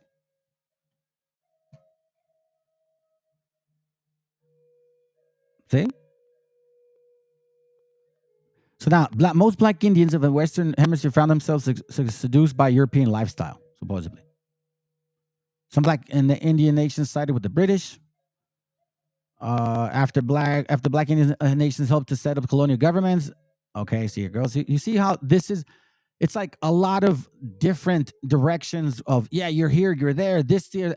Bro, listen, bro. And I know you guys are simple ass Canaanites, and I know that you're simple minded. I'll say that right now because you're not like the other tribes of Africa. I met a lot of brothers, a lot of people in Africa. They're smart, but this tribe is not.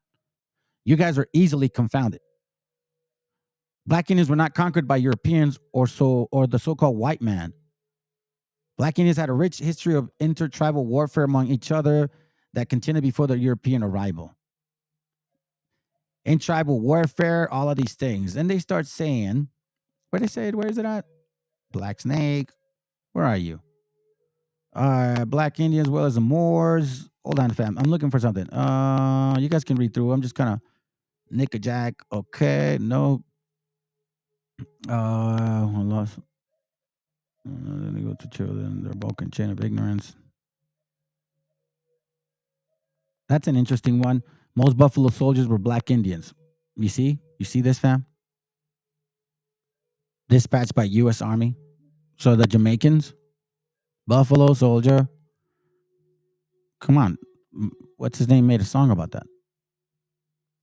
You see how they're just mixing all kinds of information. This is psychological warfare. Right here. Psychological warfare. So again, psychological warfare, but you need a tool. You need a tool. Okay? I'm glad we're on that point. So we can continue. You need a tool. All right? And I'm going to show you who the tool is. Let me see. Let me see this here real quick. Oh, okay. All right. Breaking news, TikTok. We got an update about this. Here's one of the tools here. This idiot. His mama is white, by the way. Which is okay, man. It's good. But stop saying you're our people. All right. So he tries to come out all smart and shit. And all the this book, The 100 Indian of the West. I actually read them, bro. And it has nothing to do with a lot of the stuff. So he's talking about some Etsy. Oh, yeah, you got to order that book from Etsy.com, blah, blah, blah. And you see, this is how dumb they are. You know where I found the book, fam? I just Googled it. That was it. And I downloaded it. Now they make people to purchase it. I don't know why. Anyways, that's how I got the book. So you see, it needs tools. It needs tools. It needs tools. I'm going to show you something real quick. Okay? This is my son. His name is Eric. He's 22 now. He has natural olive brown skin. Okay? Natural olive brown skin. When he tans, he gets very golden brown, like copperish, like olive. And he has light brown hair and he had blonde hair. Okay? Now it's darker. My other son, he's not like this. He's kind of pale. Skin, pale. But it's because we have, I don't want to get into science, but I'll say it, we have the DNA to bring this kind of beautiful thing. Children of a variety of colors and textures and hair colors. And that's what he said in that book. Now, I'm bringing this up, fam, because the Bible said we're going to be dealing with people like these. It says, now these are the nations which the Lord left to prove Israel by them, even as many as Israel had not known all the wars of Canaan, only that the generation of the children of Israel might know to teach them war, at the least such as before knew nothing thereof, namely the 5 lords of the Philistines, and all the Canaanites and the Sidonians and the Hivites that dwell in the Mount Lebanon, from Mount Baal-Hermon unto the entering in of Hamath. So we're seeing that this was meant to be, because we have people that would not know anything about psychological or spiritual war. So somebody had to come out of that room, or some of us who have been in that room. I haven't really found anybody else, to be honest, who would understand the psychological war and teach you guys what they've been doing. This is why it's to prove Israel. There's no other reason. Let me show you this real quick. Look. These guys have been mixing forever. This is from the famous book that Nate likes to bring out.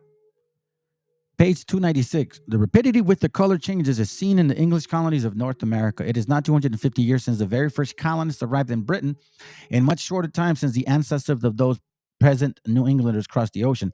And yet they have lost the clear complexion of their kindred beyond the waters and acquired much of the hue of the southern French and northern Spaniards, so that if a assemblage of each nation was placed side by side, there could be no difficulty whatsoever in distinguishing them by their complexion alone. With respect to the intermixture with the Indians, we know that, as a matter of fact, that it never took place. Really? Matter of fact, you know what? I'm going to leave this here. Never took place, huh? So now, let's read this in Micah. Let's see what they're doing. This is Micah 2. And I read this to you guys a couple days ago, but I'll read it again, okay? Let's just go to Micah 2 real quick. Let me see where I want to be. Let me see. When the peace land. Okay, here goes. Micah 2:1. It says, what sorrow waits you who lie awake at night, thinking up evil plans? You rise at dawn and hurricane them out, simply because you have the power to do so. We know who that is. When you want a piece of land, you find a way to seize it. Manifest Destiny. The 1848 war. You know, when you start talking like that, you realize what these guys have been doing. They've been seizing land, taking it out of their authority. And it wasn't just one nation, it was 2. When you want someone's house, you take it by fraud and violence. Didn't they do that? 1846, 1848, then all of a sudden, Mexico, half of it is gone. When they came here, they said, yeah, we're going to help you guys. But they gave us pestilence. Thanksgiving is really that. They want to eat us. They want to eat. They want to sit down and eat, and then they kill us. They feed us and kill us. Now, the white one tells us to leave, and the black one says, leave your shirt while you're going, while you're out the door. Yeah. They take it by fraud. You cheat a man of his property, stealing his family's inheritance, because this is our heritage. This understanding, these lands, our food, our people, our wisdom, our knowledge, our harvesting, our dialect, our hair, our style, like everything. Now you want to be us. It's funny because I thought we were just beaters and wetbacks. Then it says, but this is what the Lord says. I will reward you evil with evil. You won't be able to pull your neck out of the news. Out of the news. Out of the news. What is that? Let's get another hint, fam. What does that look like? Who can you attach this to? Who used this and attaches it to them? We know we went through this, but then now they want to play the part that they went through this. Well, Micah 2 says that these guys that steal from you, right? That claim that this is their land, that this is their heritage, that this is their Bible, right? It says in Micah that you cheat a man of his property, stealing his family's inheritance. But this is what the Lord says. I will reward your evil with evil. You won't be able to pull your neck out of the noose. You will no longer walk around proudly, for it will be a terrible time. After 1865, now we see the drop of this tribe. You see, I've been finding, watch this real quick. I'm going to jump on it now, matter of fact. Because, and I've told a couple brothers to watch this movie. It's called Antebellum, right? Wait, hold on. Antebellum.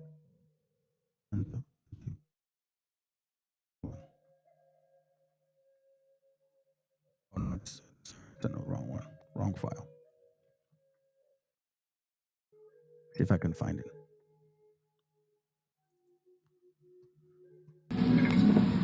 I understand you think you are the... I need you guys to watch this movie, Antebellum. Okay?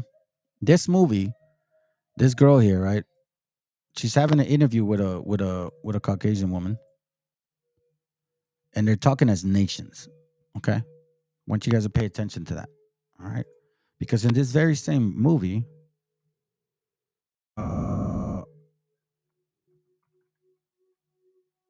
well, first of all, I found this. Okay? Let me pause this real quick for a second. I found this. And then I found this.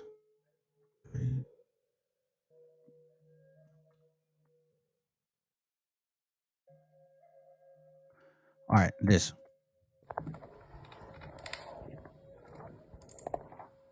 So I'm going to show you this first. I'm going to show you this first because last year, I was kind of bugged out about this movie. Okay? Last year, I was bugged out about this movie. Hold up.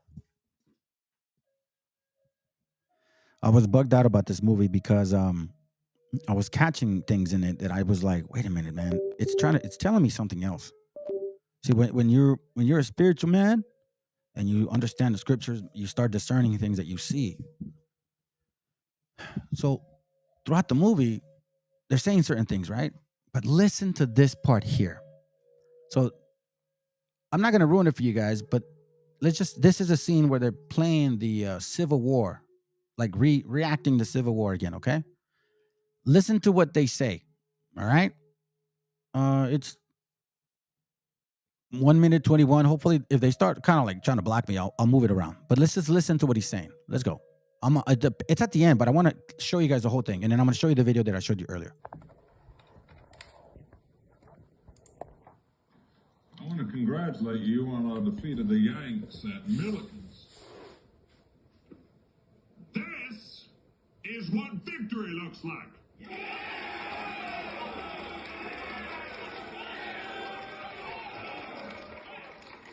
We got those blue-bellied bastards on their heels. Blue-bellied smelly bastards. They used to reference certain people of color blue. Now they're going to try to reference it as the jackets, right? But it's something else. Watch. Because in this movie, they're trying to remind them. So let's go. Washington in our sights. But we must never relent.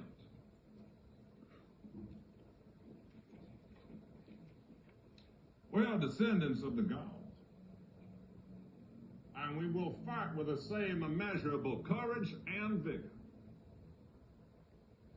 We will sacrifice our blood and fertilize this soil of our homeland. This is the only hope we have of retaining our heritage, our way of life.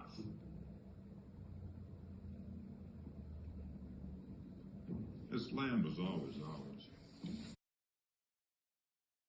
Here's the part, fam. Let's go. It is our rightful inheritance. And rest assured, our national estate will not be stolen from us by these traitors, to America. Traitors to America, right? Okay. Watch this. Hold on. Look what he says. See, out of the abundance of the heart, the mouth speaketh, fam. Out of the abundance of the heart, the mouth speaketh, okay? So listen to what he says here. Let's go. Remember, he said these traitors, and look what he calls them. And then I'm going to show you something else too, to prove my point. Let's go. They forced us to convert to Christianity, this new form of Christianity, wherein they were God, they were Christ. Okay? The angels were white, and that the Jews who had converted, the white man who had converted to being a Jew, they also had to, they were on top of us. This white man that we had used from the court, they were on top of us. So, had converted to being a Jew, they also, Jews who had converted, the white man who had converted to being a Jew, they also had to, they were on top of us. This white man that we had used from the Caucasus Mountains to help us in our military, they also turned against us. Never trust your enemies, brothers and sisters. We were under we said, these are our allies. These are our allies. These are our allies. These are our allies. These are our allies. Turned against us. Never trust your enemies, brothers and sisters. We were under we said, these are our allies. And the very same allies turned against us. So again. Allies. Allies. Allies. That's what he said. These are our allies. Now, I heard this last year, and I showed you guys this video last year, and I'm like, I stayed with it. It continued to help me with my findings. But now, I'm going to show you this here. So let me go to this. Let me read this real quick. Let me cut some scriptures out, because I do have this. I didn't want to read it now, but I'll read it. I didn't want to. Just forget it. Let me just read it. Proverbs 29, right? Watch what it says. Proverbs 29:11. It says here, a fool uttereth all his mind, but a wise man keepeth it in till afterwards. If a ruler hearken to lies, all his servants are wicked. You hear this? The poor and the deceitful man meet together. The Lord lighteneth both their eyes. You see this? The poor and the deceitful man. We see these two nations again. And if you listen to their lies, you're all wicked. So all of you schools, so far, we've showed that you're wicked as hell, because your root comes from a wickedness. 2000 past. Scripture said, I did not send them. Fear them not. So you're in the street trying to tell people, putting your foot on their face. The scripture said, don't fear them. These suckers ain't going to make it. They're not the real people of the book. That's one. So now let me show you this real quick. Because I found this interesting. Negotiating rate. And, I try to move on from topics, but It's like the Most High just like, nah. This can be stressful and time consuming. Not yet. Not yet. Not yet. All right. So here, we're going to see what this guy does today. He goes to this school, this channel called African Diaspora. Okay. So these guys are the same guys. Let me see if I have it. Hold up.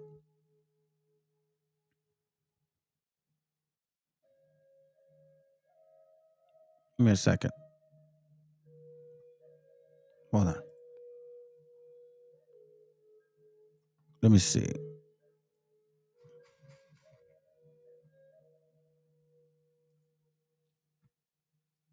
Nah, that's the sister that I was going to tell you guys. I'll show you in a bit. Give me a second. Oh, here it goes. All right. Look what he's in that chat. He's with them. Okay. Man, stop it. What's wrong with you guys, dude? He's with them, fam. And this is the same people that are teaching this. Okay. Let's go. Knowledge is power. Listen, I saw this video the other day and I was like, I have got to share this with you.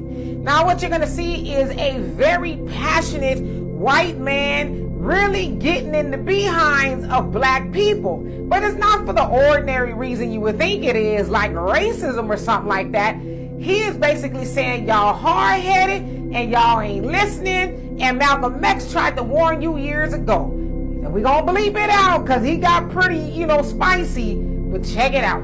Interesting to see the black communities in Chicago and New York screaming bloody murder now because these illegal immigrants are coming into your towns, being sent into your towns to take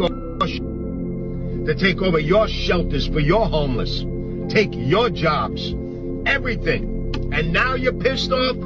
I've been warning you folks, you black folks in the inner cities for years. The white liberal politician is enemy. Malcolm X said it in 65 in a speech. The white liberal is the black man's enemy. He's a fox. He says that he's going to help you for his own personal agenda. And here is another fucking example of that. But yet you'll keep voting for these liberal politicians that give a about you. Hopefully this... So yes, you heard him admonish the black voter and saying, Malcolm X told y'all in the 1960s, the white liberal will use y'all for their agenda. And he pointed out Chicago and New York. Now y'all whining and crying about the immigrants coming over there and taking the spot and taking over and inundating the neighborhoods. But he said y'all signed up for continuing to vote for the party who is allowing them to do it. And that's the Democrats. And so listen, y'all can do what y'all want with that. But when I listened to that, I said, ooh-wee. Because how is it that man, a very white man, might I add, invoked that of Malcolm X to indict the black community for voting for oppression? Because that's what we do when we vote for the Democratic Party. And if you don't believe me, go look up what's going on in Chicago with the immigrants and all the other Democratic states like New York. The immigrants are taking over there too, and the people that we as black people vote for the Democratic Party, they are saying, what we got to do for them, we got to allocate all this money and take care of them, put them up in all these hotels and stuff. So again, this white man, he's almost as mad as we are about the Democratic Party. But you know what, though? I get his frustration because it's like, how y'all keep voting for something that's bad for you? How? Like, make it make sense. So that white man brought up Malcolm X to convict black people about voting for the Democratic Party. My God. So anyway, y'all tell me what you think of this. This is one of many that they posted about our people. Just complaining. All right, so here we have Nate the Snake from IOIC. Here, maybe show my face. Nate the Snake from IOIC. Okay. I don't hide from anybody. So this Nate the Snake went to these guys. And in this video, he says a couple of things. Typical, Canaanite doctrine, right? But then he brings up 2 books. And that's actually one that I care more about. The other one I don't give a damn. Well, yeah, 2 of them. Actually, that's one. So let's listen in. I'm gonna go into pieces. All right, I'm not gonna listen to the whole thing. Let's go. Let's start off with what he says.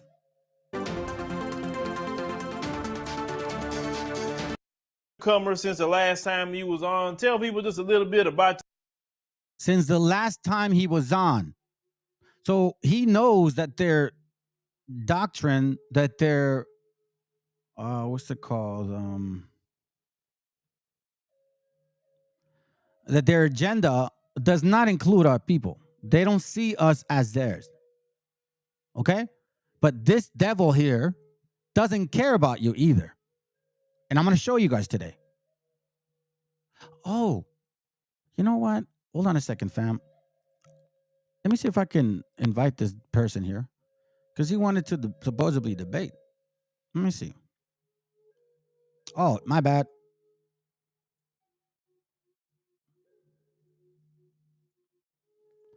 My bad, fam. I didn't mean to do that. Let me see if he's there. I don't want to embarrass him because, some people get all offended and stuff. Hold on.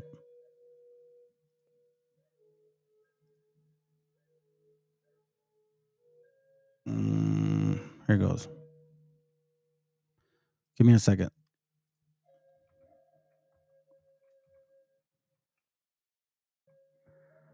So I'm going to invite somebody here in case they want to come over. All right. Now, here is what we got so far. So he's been here before. And he goes through a spiel about a little bit. And his statutes, which I command thee this day, that all these curses shall come upon thee and overtake thee. So this was on the continent of Africa. Most people, believe it or not, Phil, a lot of Christians believe that Moses spoke to the 12 tribes of Israel in London or somewhere like that. I don't know what that is. All right, let's go. Let me get to the point. Get to the question. Let me see if I can get to the question. Enemies up and there. Well, he does that whole ship thing, right? Hold on. Verse 64. 64, like Fopi, right? They couldn't break down. See, they break down like the whole scattered, but then they just walk over the whole gods of the nation. Hold on. Back into taken down, worship some. There you go. Shot! Matthew 28. All right. Man, look. Meaning, oh yeah. Can you read that and explain that to the audience? Here it goes right here. Oh, I'm getting feedback. I got it. Now I got a question for you. Yes. All right. So hold on, I'm getting some feedback. Where are they coming from? Hold on, I'm getting feedback. Okay. So I want you to give me a scripture and explain it. I want you to look at Genesis chapter 15, verse 13. Read that and explain it to the audience. Okay. Genesis chapter 15, verse 13. It's after this one. This is my bad, Pam. Hey, God, so mad that we Here it goes. We constant suffering. Here it goes. All that from the time of 1492 with Columbus all the way up to today. And it's been longer than 400 years here. All right. So some people would say, well, what is it that we done that made God so mad that we constant suffering yet? All these curses, thou shalt cleanse the head nation. Go ahead. Chapter 3 and verse 1. Only have I known commandments. Therefore, on 2021, Give me a punish. second, fam. I don't want to listen to the whole thing. We have now. Here goes, right here. You don't got to keep no law. Here goes. Keep making the same blasted mistakes over and over and over. I hope you got that, Phil. Yeah, I definitely got that. Now it's some other questions that we have. Now on our platform, I call the nation of America Babylon because of the wickedness that's in this nation. Okay, with this, So as you can see, he's asking questions regarding some understanding of the Bible, right? Calamity has fallen. Hold on, let me see. According to the scriptures, hold on a second. Pestilence, pestilence, you know that word that you can't, okay? Matthew 20 prophesied Pestilence and evil. It shall be like, how of America. And it's about that in Revelation 7. Let's get that. Revelation 7. But I'll say for not saying Phil. yeah. So okay, so you mentioned about separation. So there's a group of people here in America, and I'm more so along the lines of. Fam, I'm looking for the question that he had because he's like, yeah, you got people here, like all kinds of groups come in and they take our jobs. Black final outcome, like it's. Therefore, shall was the scripture you had pulled earlier. Jump down to. So, what is it with the people that want to hold on to the wickedness that's here? What's going to happen to them people? You know what, fam? Y'all can read it. Y'all can watch the video if you want. All right, so let me just get to the point because here's where he starts going into the actual material. All right, so let's go. Unable to pay China back. So now China owns the airport of Zimbabwe. They also help run their police force. Saying is the truth. All right, this is John Ogilvy. This was a book written in 1671. Okay.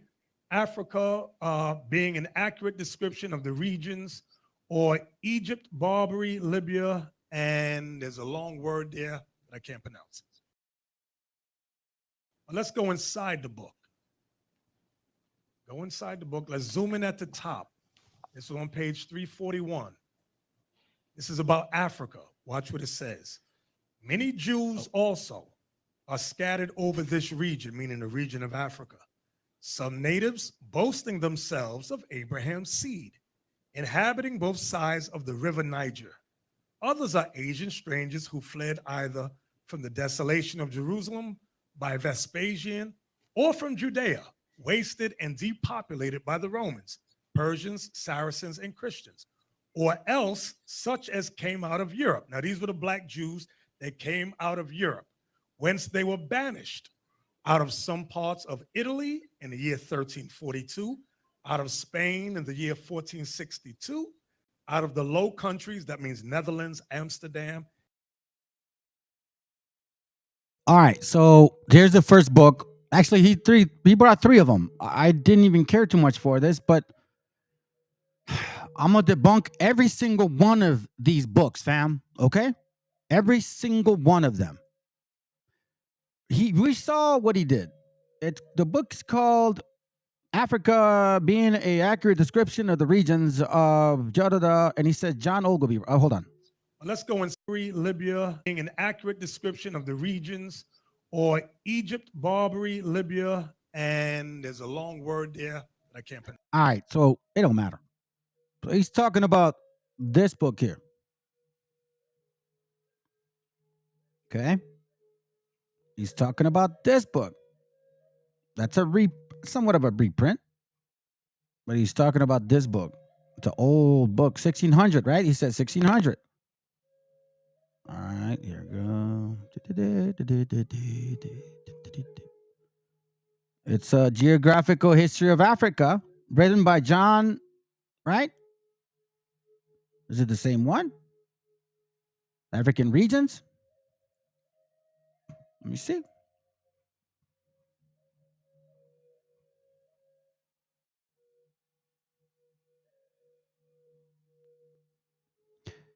Let me see if I could find page 34.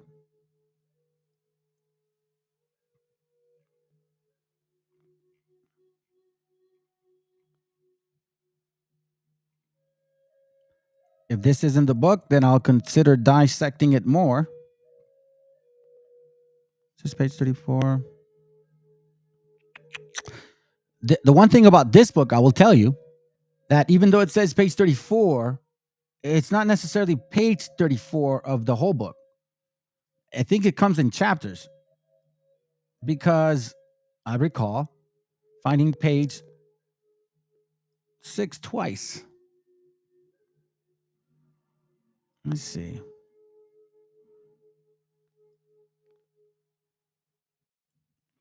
Let me look for it. Let's listen in. But let's go inside the book. Go inside the book. Let's zoom in at the top. This is on page 341. This is about Africa. Watch what it says. Many Jews also are scattered over this region, meaning the region of Africa. Some natives boasting themselves of Abraham's seed, inhabiting both sides of the river Niger. Others are Asian strangers who fled either from the desolation of Jerusalem by Vespasian or from Judea, wasted and depopulated by the Romans, Persians, Saracens, and Christians, or else such as came out of Europe. Now, these were the black Jews that came out of Europe, whence they were banished out of some parts of Italy in the year 1342, out of Spain in the year 1462, out of the Low Countries, that means Netherlands, Amsterdam, in 1351, out of France in 1403, out of England in 1422. Now remember, Phil, these were black Jews. These were Africans, as people say today, Africans. These all defer in habit. Check what page he said. Hold up. I think he said it too. This is on page 341. 341. This is about Africa. Watch what it says. Many Jews also are scattered over this region, meaning the region of Africa. Some natives boasting themselves of Abraham's seed, inhabiting both sides of the river Niger. Others are Asian strangers who fled either from the desolation of Jerusalem by Vespasian or from Judea, wasted and depopulated by the Romans, Persians, Saracens, and Christians, or else such as came out of Europe. Now, these were the black Jews that came out of Europe, whence they were banished out of some parts of Italy in the year 1342, out of Spain in the year 1462, out of the Low Countries, that means Netherlands, Amsterdam, in 1351, out of France in 1403, out of England in 1422. Now remember, Phil, these were black Jews. These were Africans, as people say today, Africans. These all differ in habit and are divided into several tribes, having no dominion, though both wealthy and numerous, but despised of all nations, and so abominated by the Turks, that's the Arabs, that they are not admitted to be Mohammedans unless first baptized, and then no otherwise may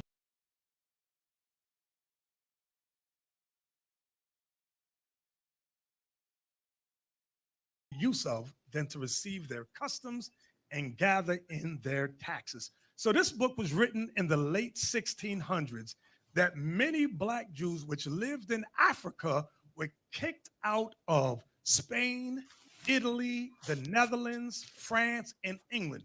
These were black Jews from Africa that were keeping God's laws. And this history has been lost to our people. All right, that's what he said. Okay. I think it's the same book, fam. In order to find the exact same thing, I'm gonna have to look through it. This is 1600 by John, A Geographical History of Africa, written in Arabic and Italian, John Leo. Okay. This is actually Leo Africanus. So it's in the 1600s too. So he says that these Jews, yada, yada, yada, yada, right? Okay. In this book here, let me see if I can get it. It should be soon. Page 6, I think. General description. Excuse me. All right, let's see.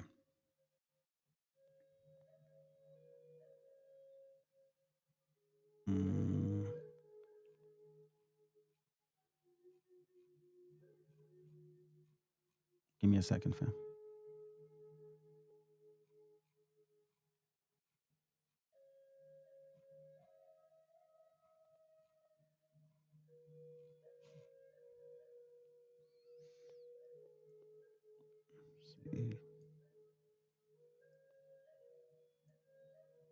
Give me a second. I didn't plan on bringing this book up, or else I would have had it in order. Matter of fact, let me do this. I'm gonna take the actual pictures that I have here, and watch this.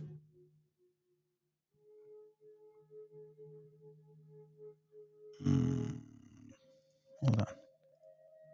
It's from that book, 1600. Remember that, okay? 1600. Don't forget. I'm almost done, fam. I'm almost done. 1600. Leo Africanus. John. Give me a second. I have the picture of the page that I'm looking for. It's the same year that he's talking about. All right. So why the contradiction then, right? So what are you saying? He's like, many Jews. But they keep saying the word black. That doesn't mean African. But let's continue. All right. So in this book, Africa's history, it's coming up soon. Here it goes right here. In that same book, okay? It's right here. Let me see if I can. Let me see. For all the Negroes, let's see. Let me see something.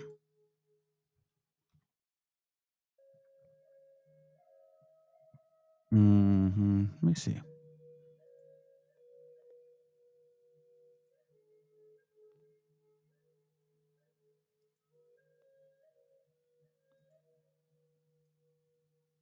I have it if I don't find it. All right. I'll find it. But in one of these pages, which I'll keep looking, it says here.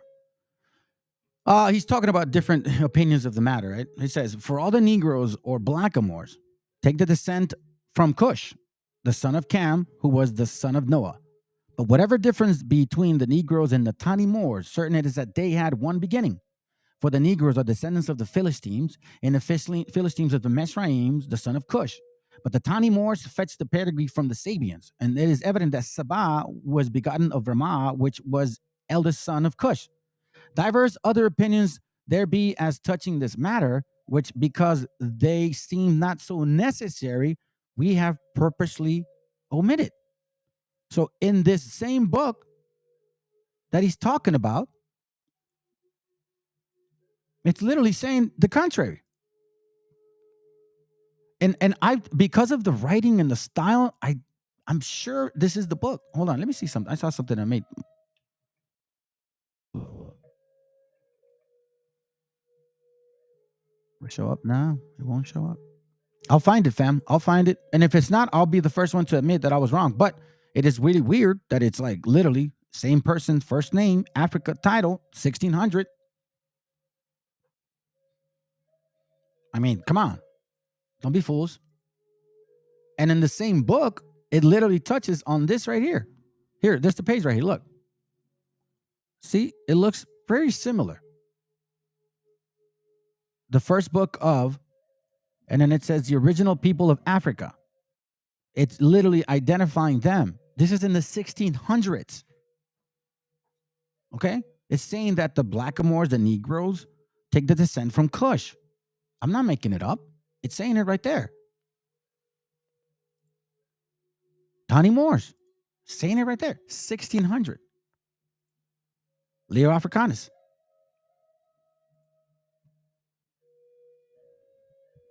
I don't understand. Okay, but let's continue. That's one. But let's go. Unless first baptized, and then no otherwise made use of than to show you something. Here's the other one. Right. Here's a book, The Negroes and the Jews by Lenora E. Burson. Let's go inside this book. Okay. Let's go inside and let's take a look what it says. Go to the top. Page 212. Okay. This is all he's going to show you. To be Jewish is legitimate. The land of Israel is located in Western Asia and borders on North Africa. All of the native inhabitants of that region were non-white. When Spain expelled its Jews in 1492, many of them went to Africa. It seems probable that some of them were brought later to America as slaves. See that right there? You don't learn this in school, that the Jews from Spain that were kicked out were made slaves in the Americas. Go ahead. The spirituals never sing of African rivers. it's always the Jordan or the Red Sea. They don't sing about African chiefs or kings. It's David or Moses or some other Jewish characters from the Bible. Right. That's all he reads. Okay? So IUIC Nate, this is all you read. And it doesn't even say that. It's not even talking about that. This is the book right here. The shadow. No, it's not the book. What are you talking about? Not the book, man. Get it right. What's wrong with you? Not even the right book, bro. The Negroes and okay. Here it goes right here. Go inside. The Negro, right? Let me get it. Sorry, wrong link. It's right here. Yep, same person. Let me borrow it. You're gonna follow me now. Follow me now, fam. Okay? You're gonna see if it's true. So let's go to that chapter. He's in page 212, right? He's in this page. The Negroes claim to be Jewish is legitimate, right?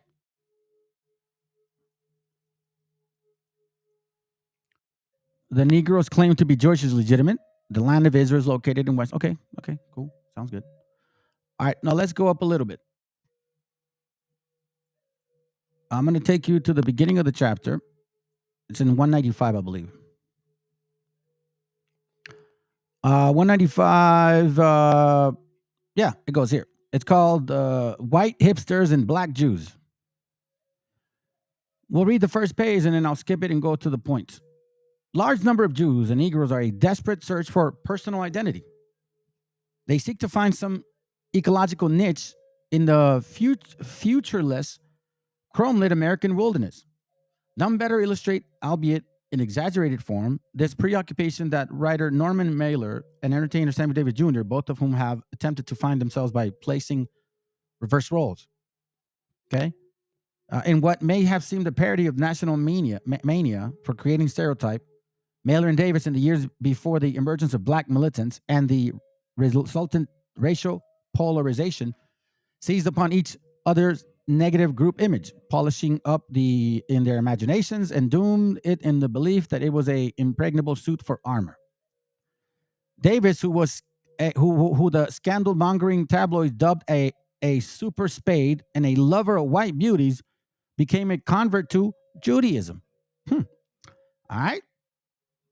Let's continue here.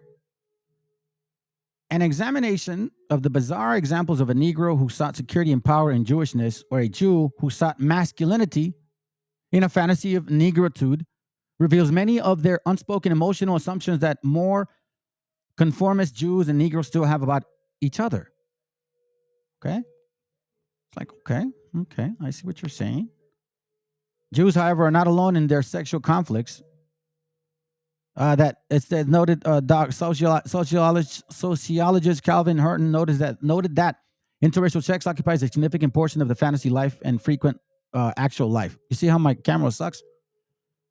It sucks. Hold up. Anyways, I'll let it sit for a while.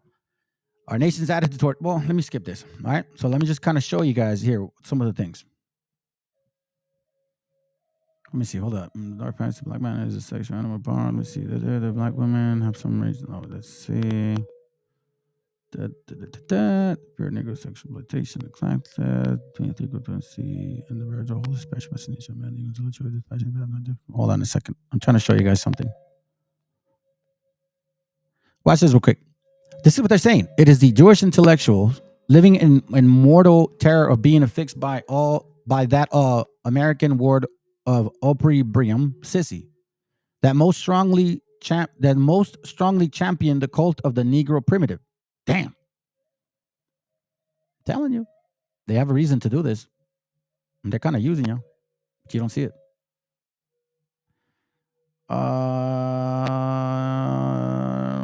Hold on a second. Where is it at? This is about 12, 15 pages, fam. Sorry, about 20 pages. And I'm looking for... I don't want to skip any of the important things. Let's see. Booker T. Washington's integration. Where are you at? Intellectual time. They found a story. Pianos, Negro, New Negro, James Baldwin challenged the thing, this and that. You guys can read it. Obviously, it's a good book, but I'm trying to get to my point, so bear with me. Be patient. Mark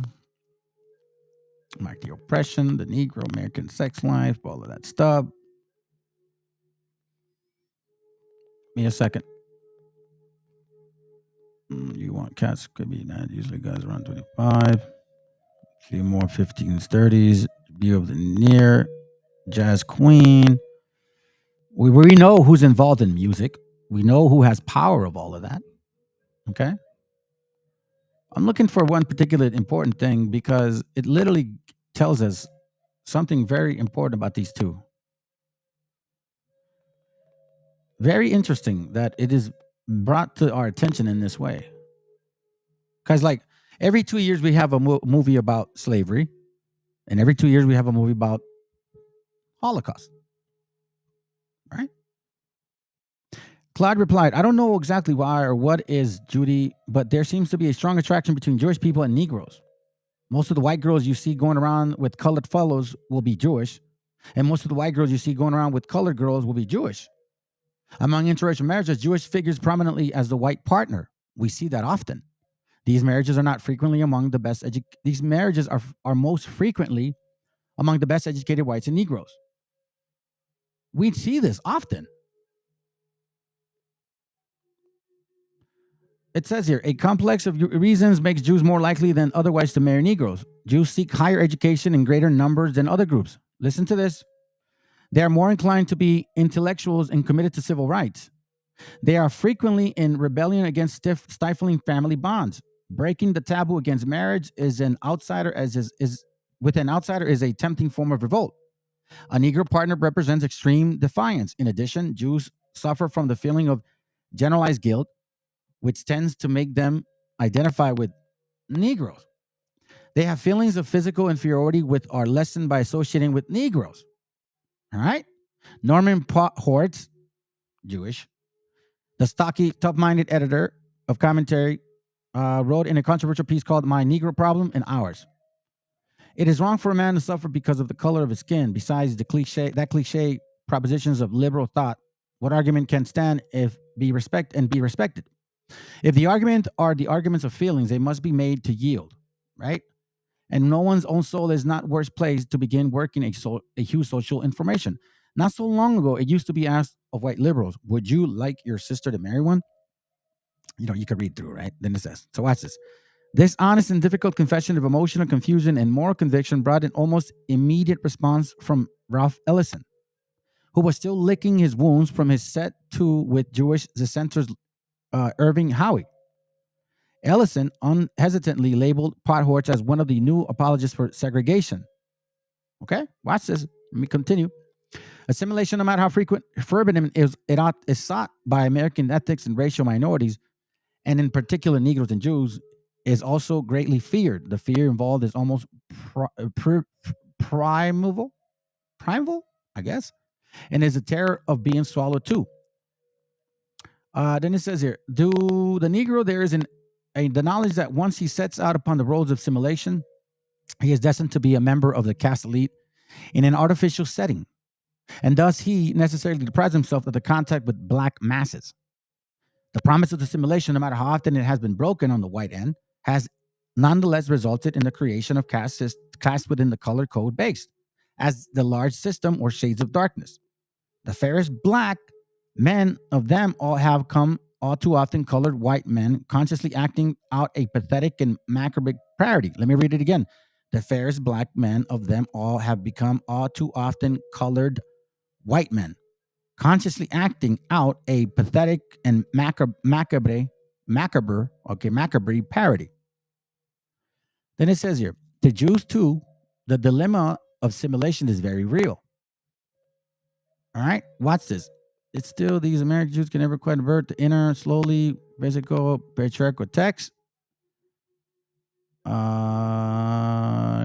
right. Although some Jews look to Negroes for their sexuality, There's no evidence that Jewish play any role at all in the Negro sexual fantasies. Yet there are 10,000 Negroes in the United States who claim a Jewish religious identity. What is it these Negroes seek from Jewishness? Remember, Nate read this book. The best answer would seem to be more some positive affirmations to their existence and the illusion of power. Such an illusion is fostered by the Jewish stereotype. Before Negroes ever came into contact with real Jews, you hear that? Before Negroes ever came into contact with real Jews, the black mass is identified with the Hebrew of the Old Testament. Negro eschatology looked towards a Moses to lead the black folk into a promised land of milk and honey. Page 28. After emancipation, Negro leaders became obsessed with the Jewish model. Pay attention. After emancipation, 1865, Jewish leaders became obsessed with the Jewish model.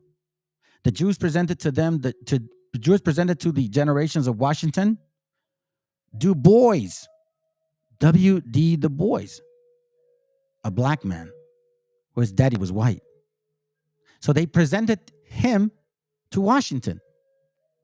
Interesting. Two heads. And Rustin, the image of the most successful ethnic minority in the United States. Their example, while in sharp contrast to the Negro reality, enticed Negro leadership. So who motivated these so-called Negroes to join their fictitious conversion? These Israelis. Their example, while in sharp contrast to the Negro reality, enticed Negro leadership. Those who had risen above the marginal bottom, identification with Jews seemed to offer an end to ostracism, meaning that they won't be in hiding anymore.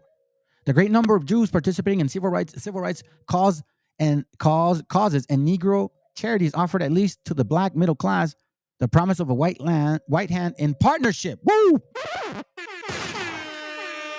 Watch this. This gets deeper. Among the middle class Negroes, even today, there's a appreciably less anti-Jewish feeling than there is among middle class whites. The conversion of the nightclub entertainer Sammy Davis Jr. is a classic example of the Negro who sought a Jewish identification. Davis was born in Harlem. He grew up in Vaudeville. As a member of the Wills Manson Trio, a Negro dance act, he lived apart from the usual black world and therefore was less affected by the harsh discrimination. Yet, as he grew older, he became increasingly aware that the segregated nature of the American life, clubs in which he performed, barred Negroes, patrons, hotels where he entered refused to allow him to register. The same time he was suffering these rebuffs, he was being treated as an equal in the world of show business. The entertainment industry is unique. It is dominated by Jews. It is to this very day. It is dominated by Jews. A large number of vaudevillians, Sammy Davis, were Jews, as were a large number of nightclub entertainers, a high proportion of theater owners, and nightclub proprietors are Jews. In addition, Jews are among the most prominent Broadway producers. At one time, almost all Hollywood moguls were Jewish. This shows of power, along with the relative lack of basis in the industry, encouraged Davis in his belief in the strength and beneficence of Jewishness. Let me see it. The Moor's Last Stand, the life of Boabdil, Muslim king of Granada, the Moor's Last Stand, the life of the king of Granada shows how black and Moors fled to Africa. Conveniently, they were Jews. Yeah, right? Conveniently. Check it. But it gets even better, bro. Check it. It says, at one time, let's see. This shows the proper power. Okay, let's go.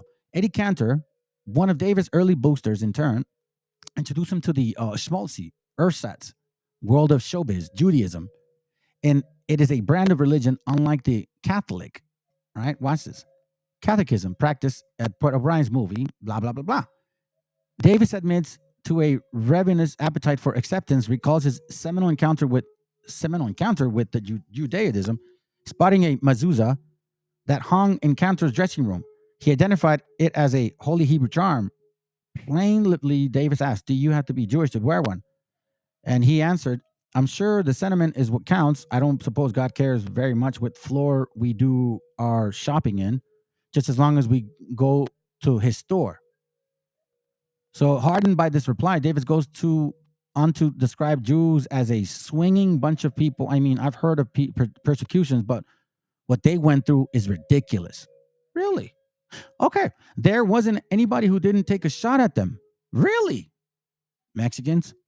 The whole world kept saying, you can't do this and you can't do that, but they didn't listen. Mexicans? It's beautiful. They just plain don't listen. Mexicans?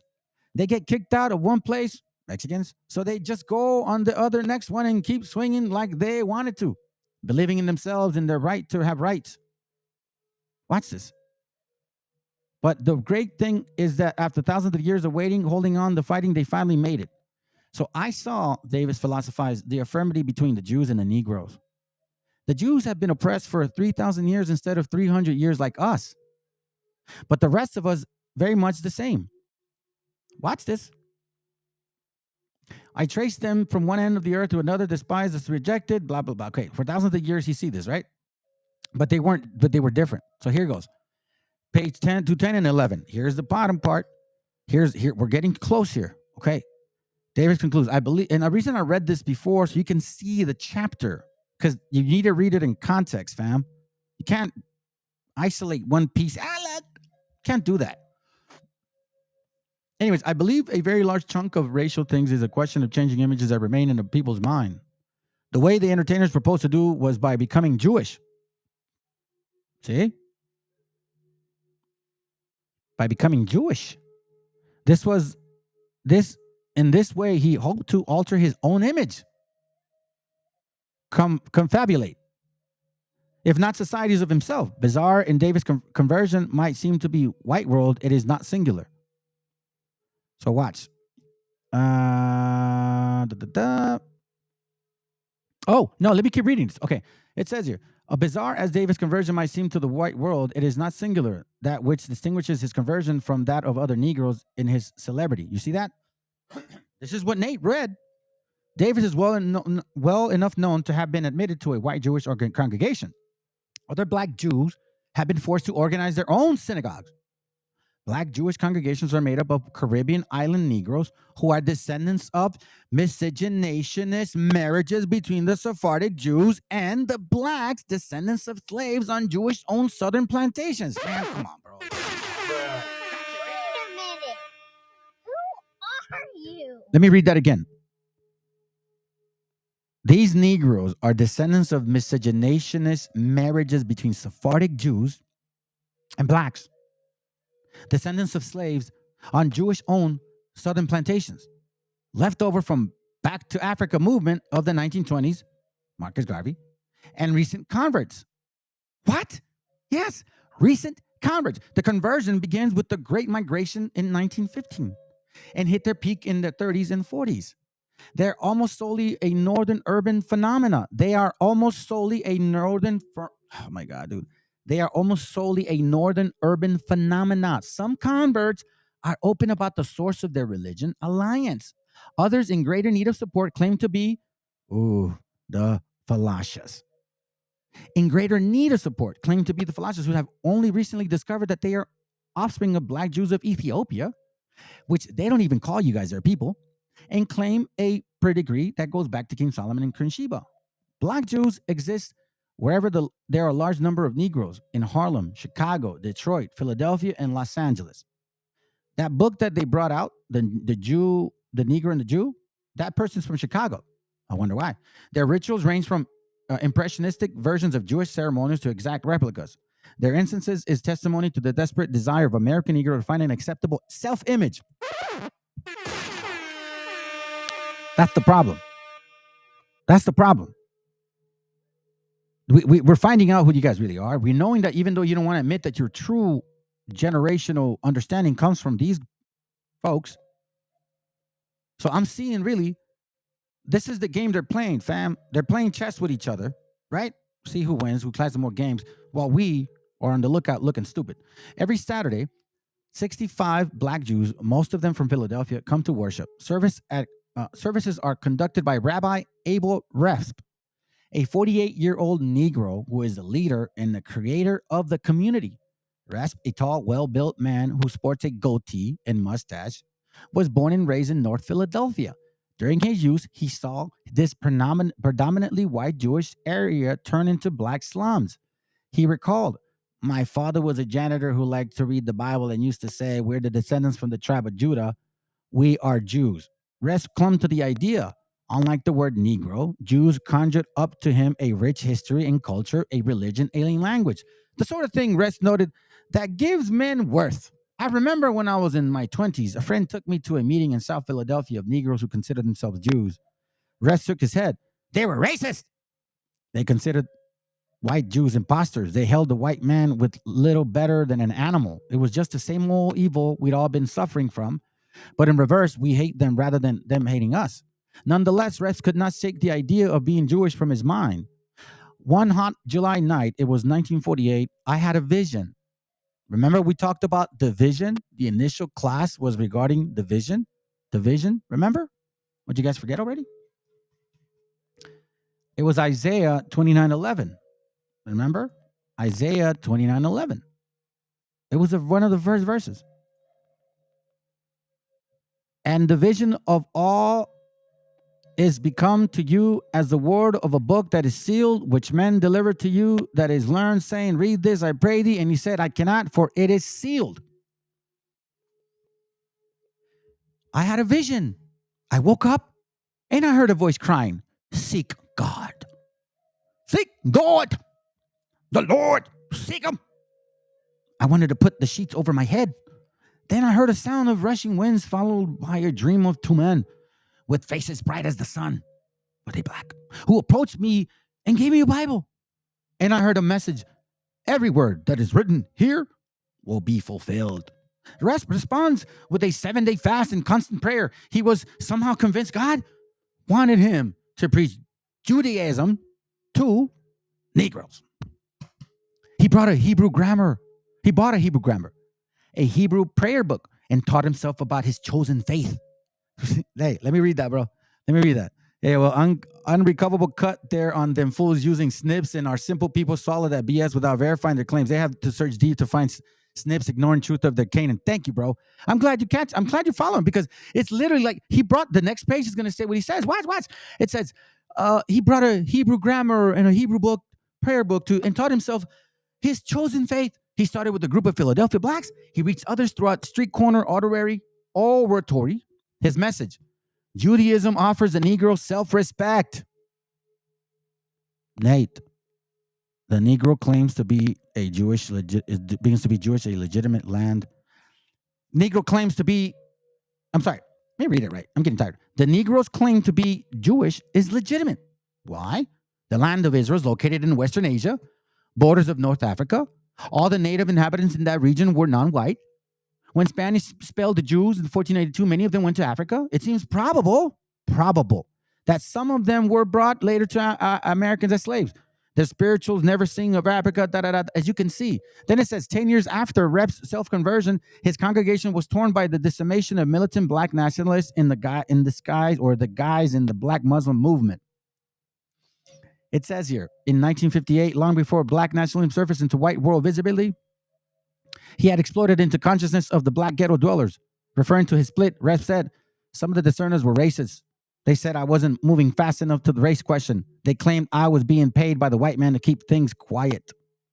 Losing black nationalism members was not, however, the only problem to plague Rabbi's Rep. He was also forced to contend with a rising tide of anti-Jewish sentiment.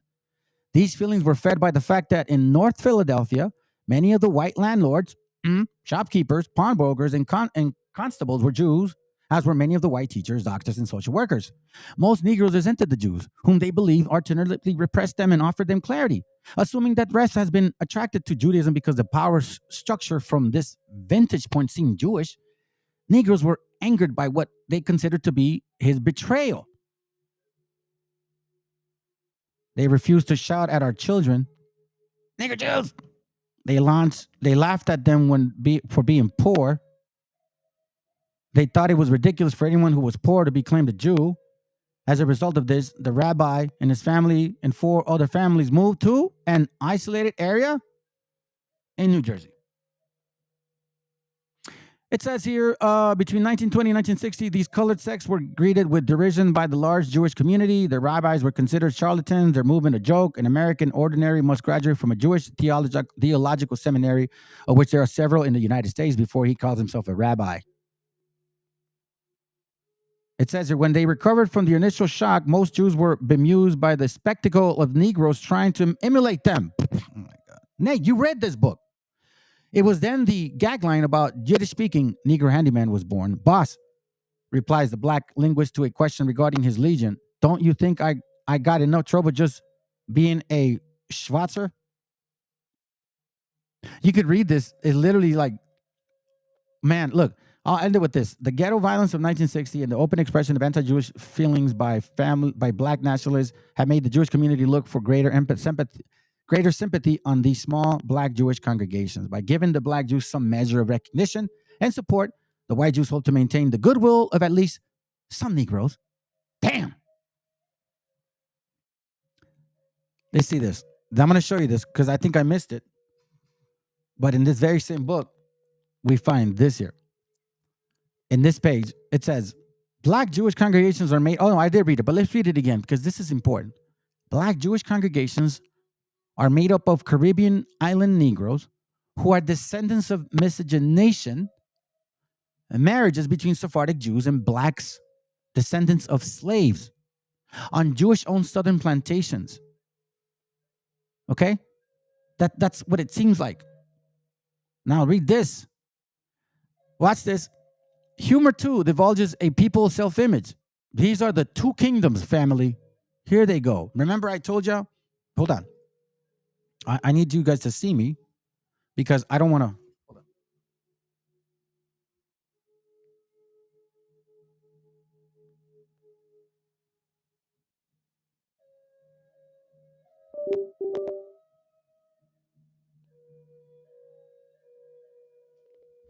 I need you guys to see me because I'm going to read this, okay? This is a testament that I have not been lying. Scripture said that whatever prophecy they're teaching you doesn't come true, that's a lie. I've been showing you guys who these guys are. And I've been saying that it seems like two nations have been really dealing at this. Well, let's listen. Humor, too, divulges a people of self-image by indirections to the joke. By indirection, the joke indicates the value of the groups that invented it. Watch this. The joke also serves as a safe expression of those emotions that have been most carefully repressed. Since Jews value things of the mind, the Negro elevates the physical prowess. There is not even a humor much that they share, with the exception that both see themselves as a victim of Anglo-Saxon way. So now we see that the right-hand man of this white man is the black man. Since Jews value things of the mind and Negroes elevate physical prowess. That's what it says. Jeremiah 17:5. Matter of fact, I'll read it right now. So you guys are done. You heathens are done. And you sellouts that are in there, you guys are done too. Stay in there.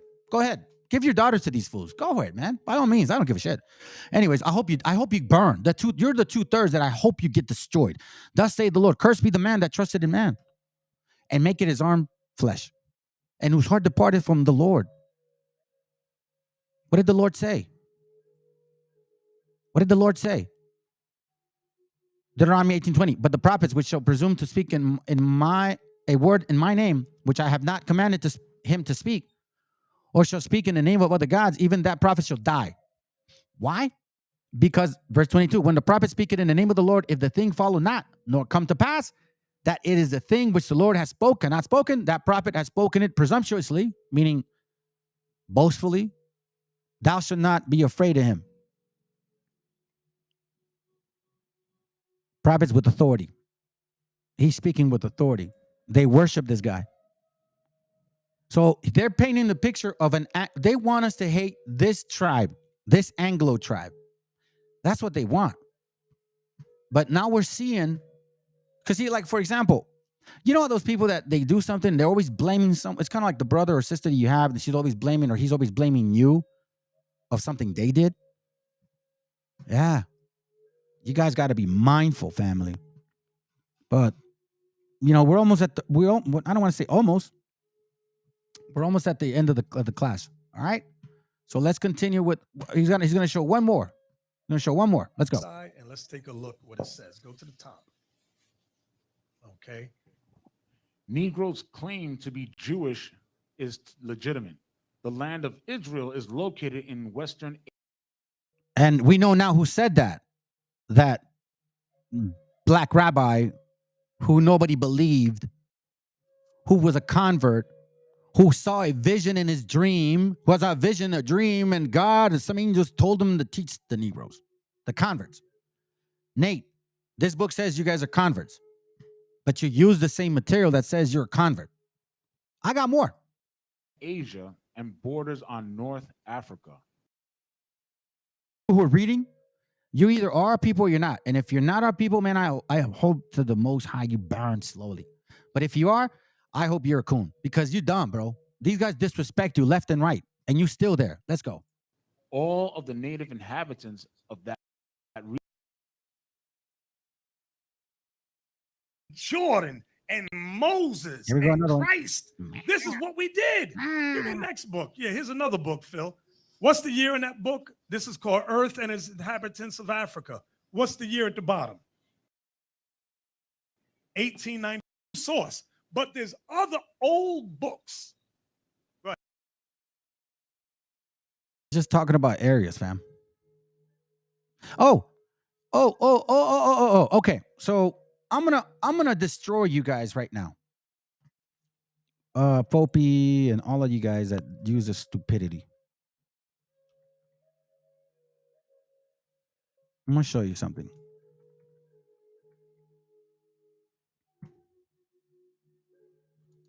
You love to use this. You love to oh yeah, look, it says Guida. It says Guida.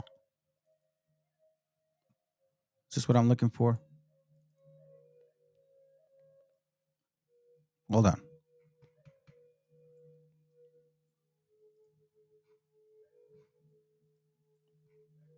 Yeah, that's what I'm looking for.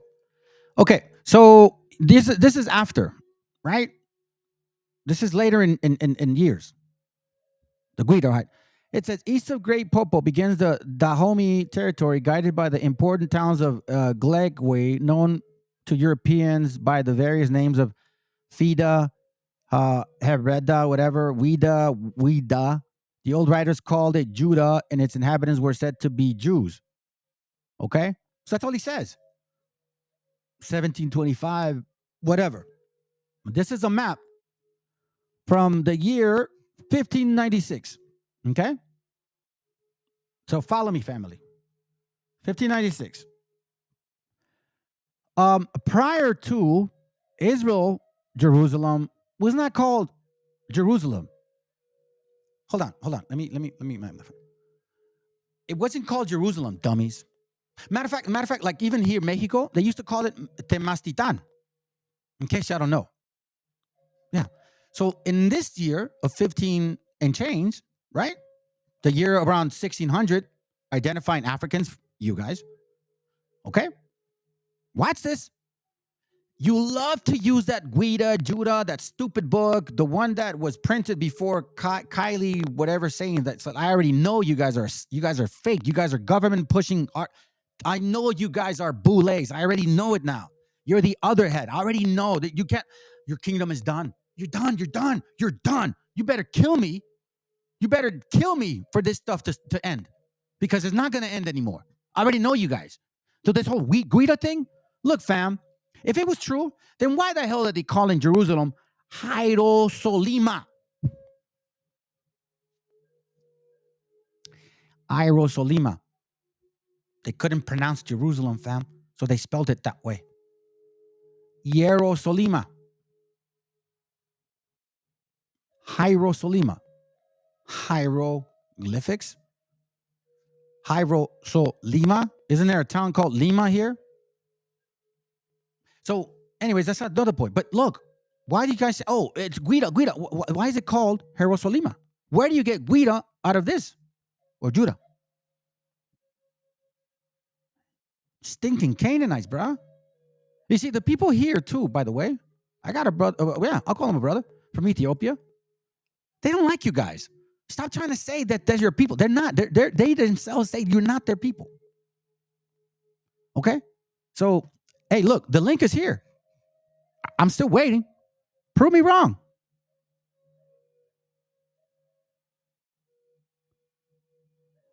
Okay, here we go. Okay, so who are they then? Taylor Frankfurt. Who are they? Who are the Africans?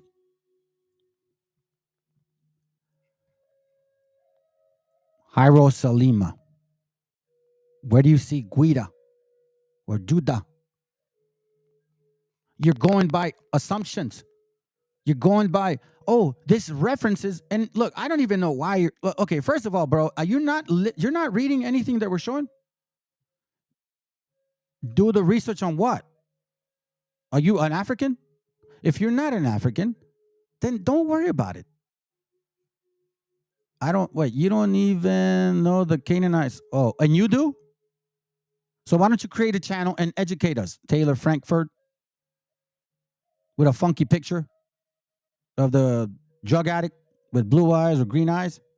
You're stupid, bro. How can a grown man have those pictures like that? Oh, here we go. Hey, stick around, dude. Anyways, I'm just wasting my energy with you. Look, listen. The old writers called it Judah. Really? They called it Judah. I don't believe it. So now let's continue.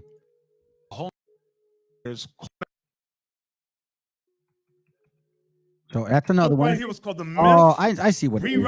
Hey, fam, this guy's from IUIC, and that's why he's over here mad. Look at him. You can respond to what I'm saying. How come you? Why don't you come on? Come on, man.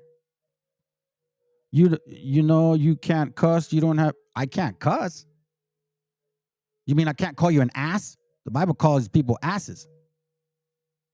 Look here. He's one of those guys. Native American Turk is related to Hittite. That's what it is. He's a Wabo family. All right. Anyways, so let's go to another one. All right. Here we go right here. So he brings up this other book. So far, we've debunked 1, 2, 3, and now 4. Okay, let's go. Book was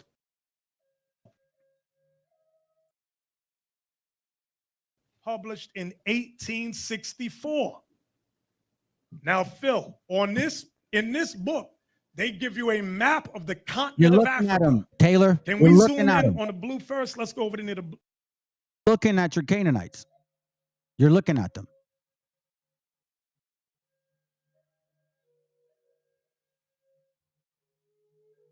Who are they?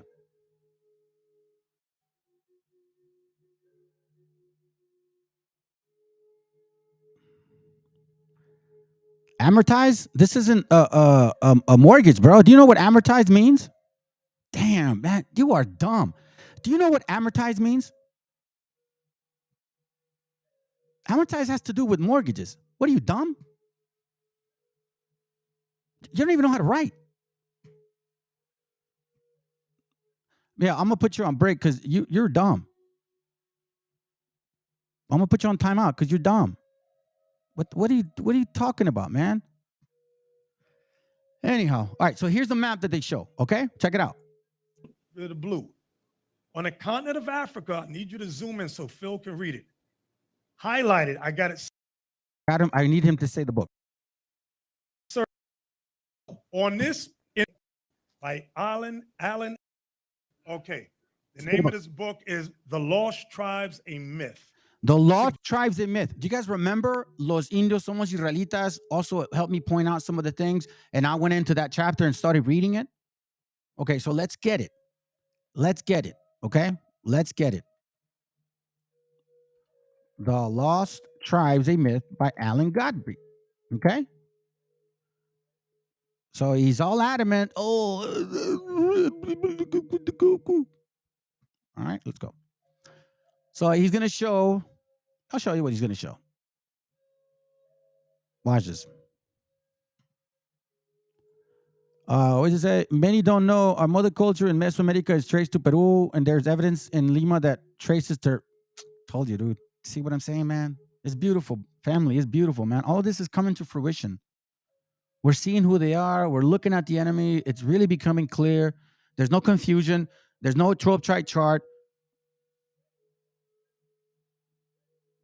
Oh, yeah, Cesar, what's good, brother? Hey, shalom, brother. Shalom, bro. Hey, you know, that's my slave last name, man. We may be related. Check it. So it goes like this. Where is it at? Lost Tribes. You know, I used to have a neighbor. We used to call him Chao or Chava. It's funny, man. You reminded me of him. Appreciate you. Anyhow, so in this, see, here it goes. 1974. He uses his book, Lost Tribes of Myth. Okay? The Lost Tribes of Myth. Hold on. Let me go here. Make it bigger so you guys can see. So he's going to show the map. Suggestions towards rewriting Hebrew history by Allen H. Godby. Now, this book was published in 1864. Now, Phil, in this book, they give you a map of the continent of Africa. Can we zoom in on the blue first? Let's go over to the blue. On the continent of Africa, I need you to zoom in so Phil can read it. Highlight it. I got. All right. So as you can see, he's using this map, right? Highlighted. Now, in this map, ironically, you won't find any synagogues at all. Zero. Okay? So he's going to go through this map. He's going to try to explain it to me and all this and that, or to you people, right? That's what's up. Check it. All right? So this is what he shows. The lost tribes of myth. He's like, yeah. To our people. Watch. Christ was black. Moses black. Jeremiah, King Solomon. These were all black men. Sarah black. Abraham black. Adam and Eve black. Everybody that was for the Most High in the Bible was black. Blackity black, blackity black, black, black. And he's going to say it too at the end. Watch. What we would call black today, Phil. And that's what's been lost and destroyed in the minds of our people. Was there any other books or no? Was that it? Okay, that was it, Phil. And you see, based on that map, the so-called Middle East was Africa. Yes, sir. Yes. Oh, I'm glad you said that. Yeah, and he tried to prove it, and he couldn't prove it. Then he said something else. Okay, cool. Sounds good. All right, I got you, bro. I got you. So we know now, Afriki. That's a good book, too. We'll read it on another class. I'm not going to show you guys yet, but it's great.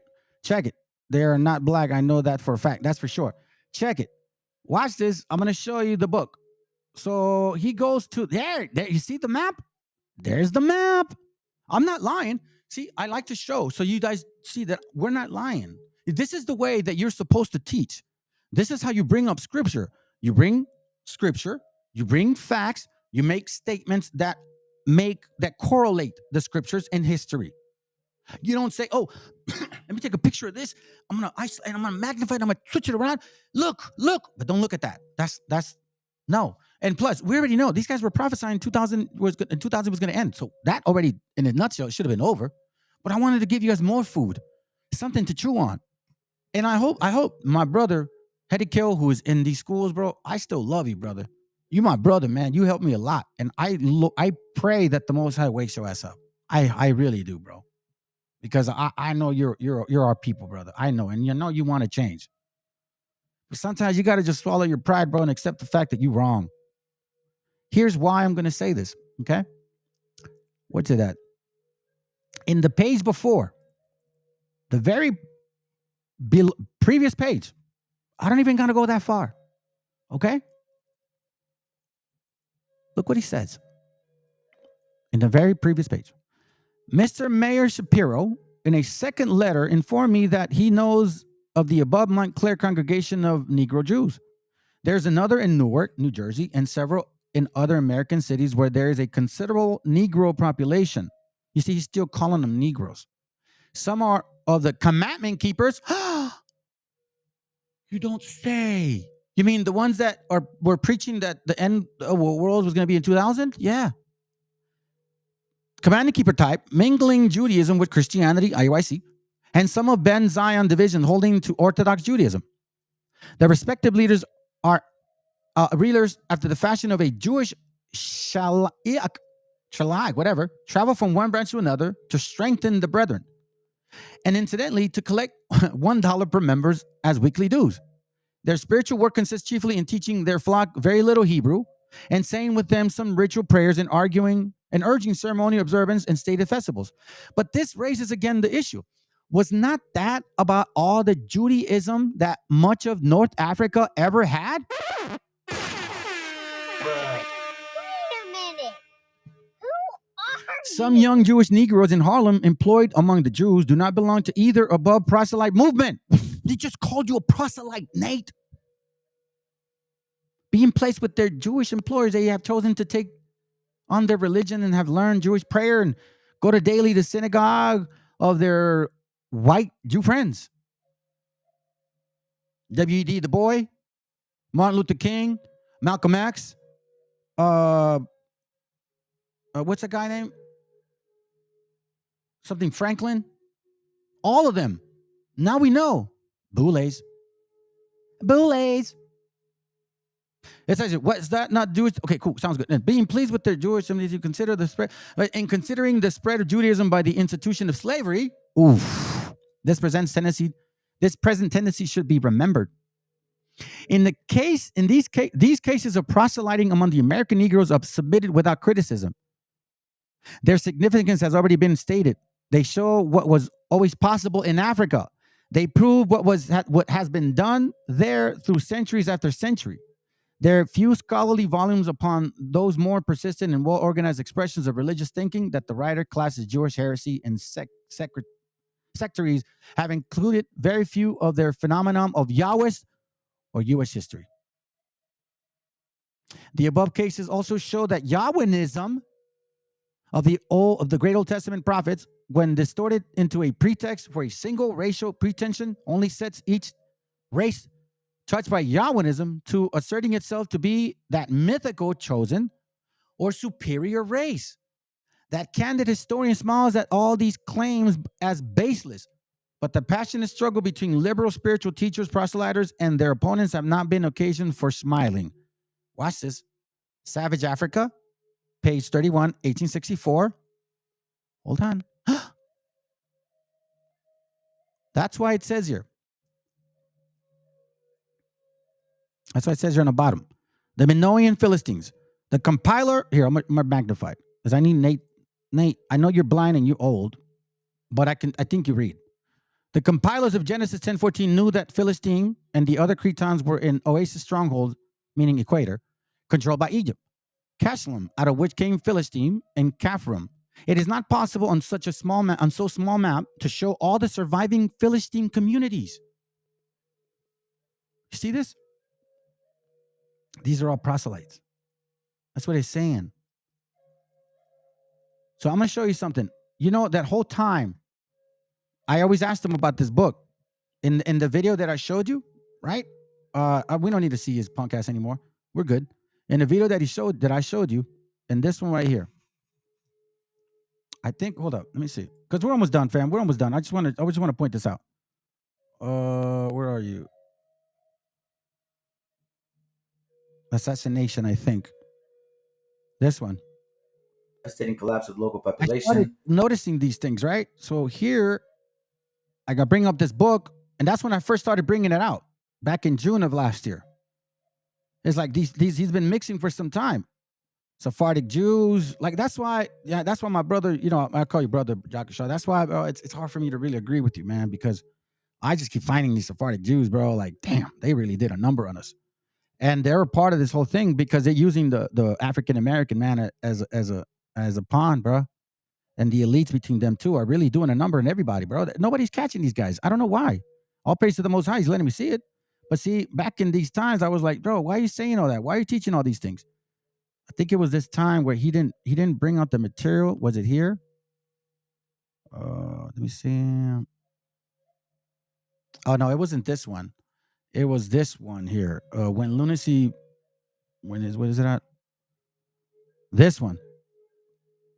I started wondering. Christ was black or Yahweh. They were teaching a bunch of different things. Right? These guys right here, their doctrines were changing. Circumspect. Yo, girls, I don't know if that's true. Which we teach now. what we teach now, right?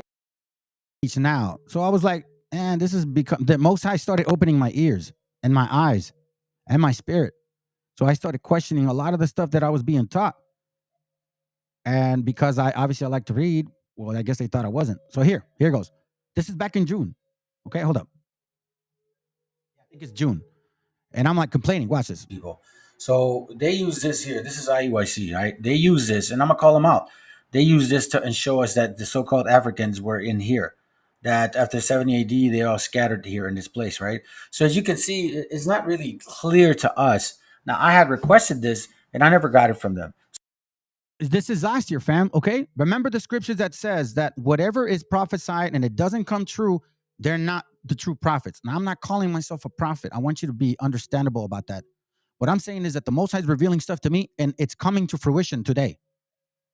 Habakkuk 1 and 5 and 1 and 8. It was prophesied in 1611 BC. 1300 years later, it was mentioned again in the golden age of the Moors.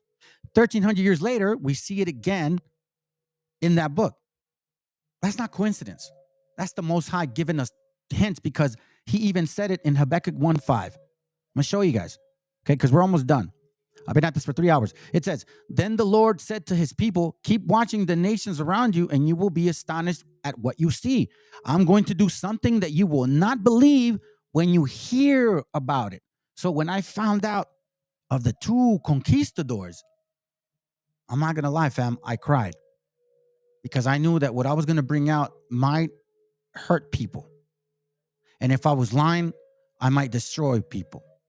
So I'm thankful to the Most High that this is showing up, because now I'm not wrong. And I'm going to continue even harder now. In a year, I've done 200 and what? Hold on a second. And this isn't boasting. This is energy and strength of the Most High. In a year, I've done 246 videos, and each one averages about 2 hours. That's of the Most High. Let's continue. So this map, these things I found outside once I had left. Okay? So as you can see, there's not much to see, but you trust these men to tell you the truth, right? You can't see shit. Well, as time went on, I kept looking for it, and eventually I found it. So let me show you something. Okay? So that right there is this. It's a little bit better. So I'm like, okay, it got a little bit better. And then I saw something in the middle. This. And I couldn't really see it. It said Libanier. Like, looks okay. So then watch this. Then all praises to the Most High. Matter of fact, you know what? Let me save that one, because I'm going to mention something real quick. So that same map, right, that you couldn't see before is not visible, right? All right. So I couldn't really find it when I was with them, but then I found it outside.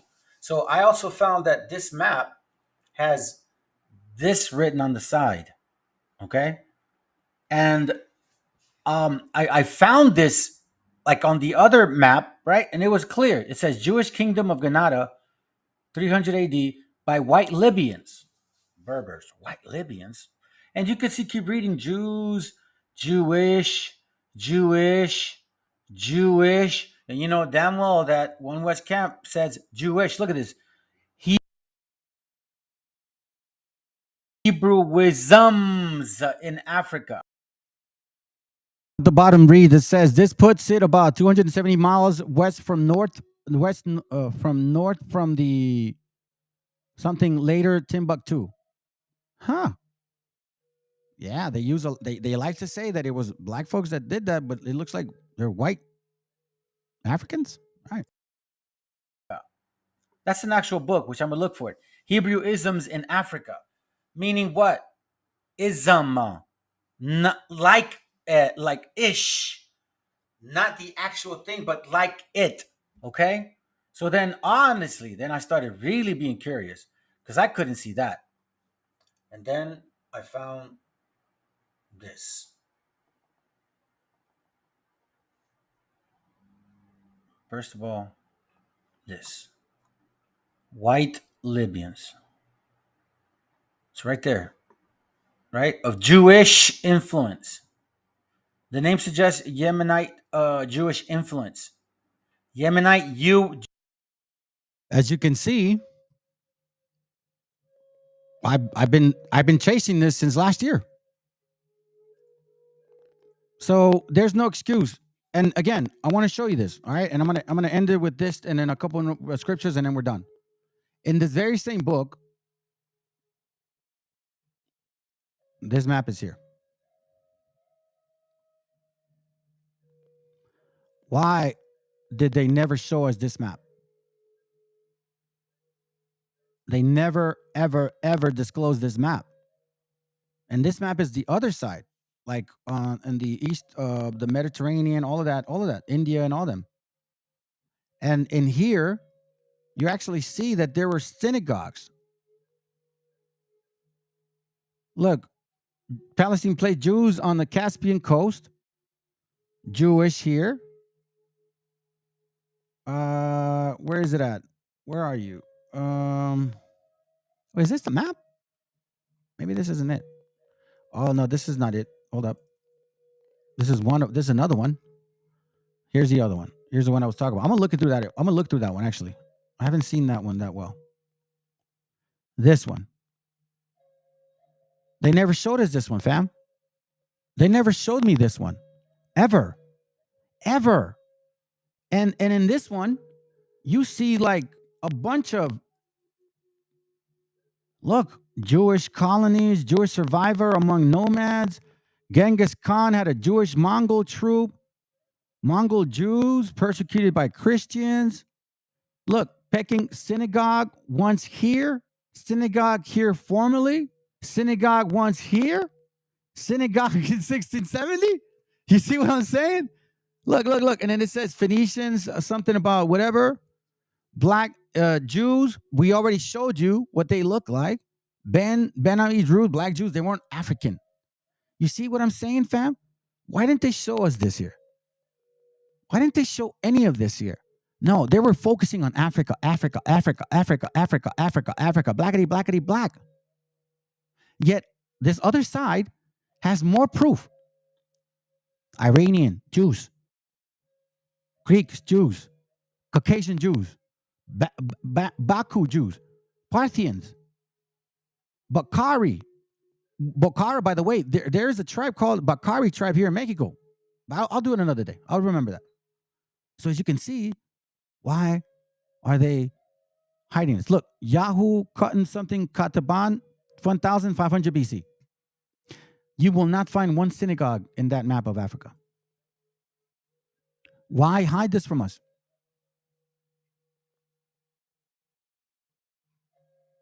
You didn't think it was important?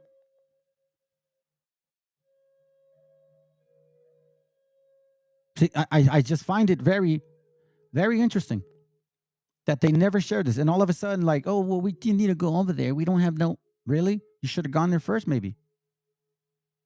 This is why, family, that class I did with you guys, did together about our migration, that's why all of those things are important, fam.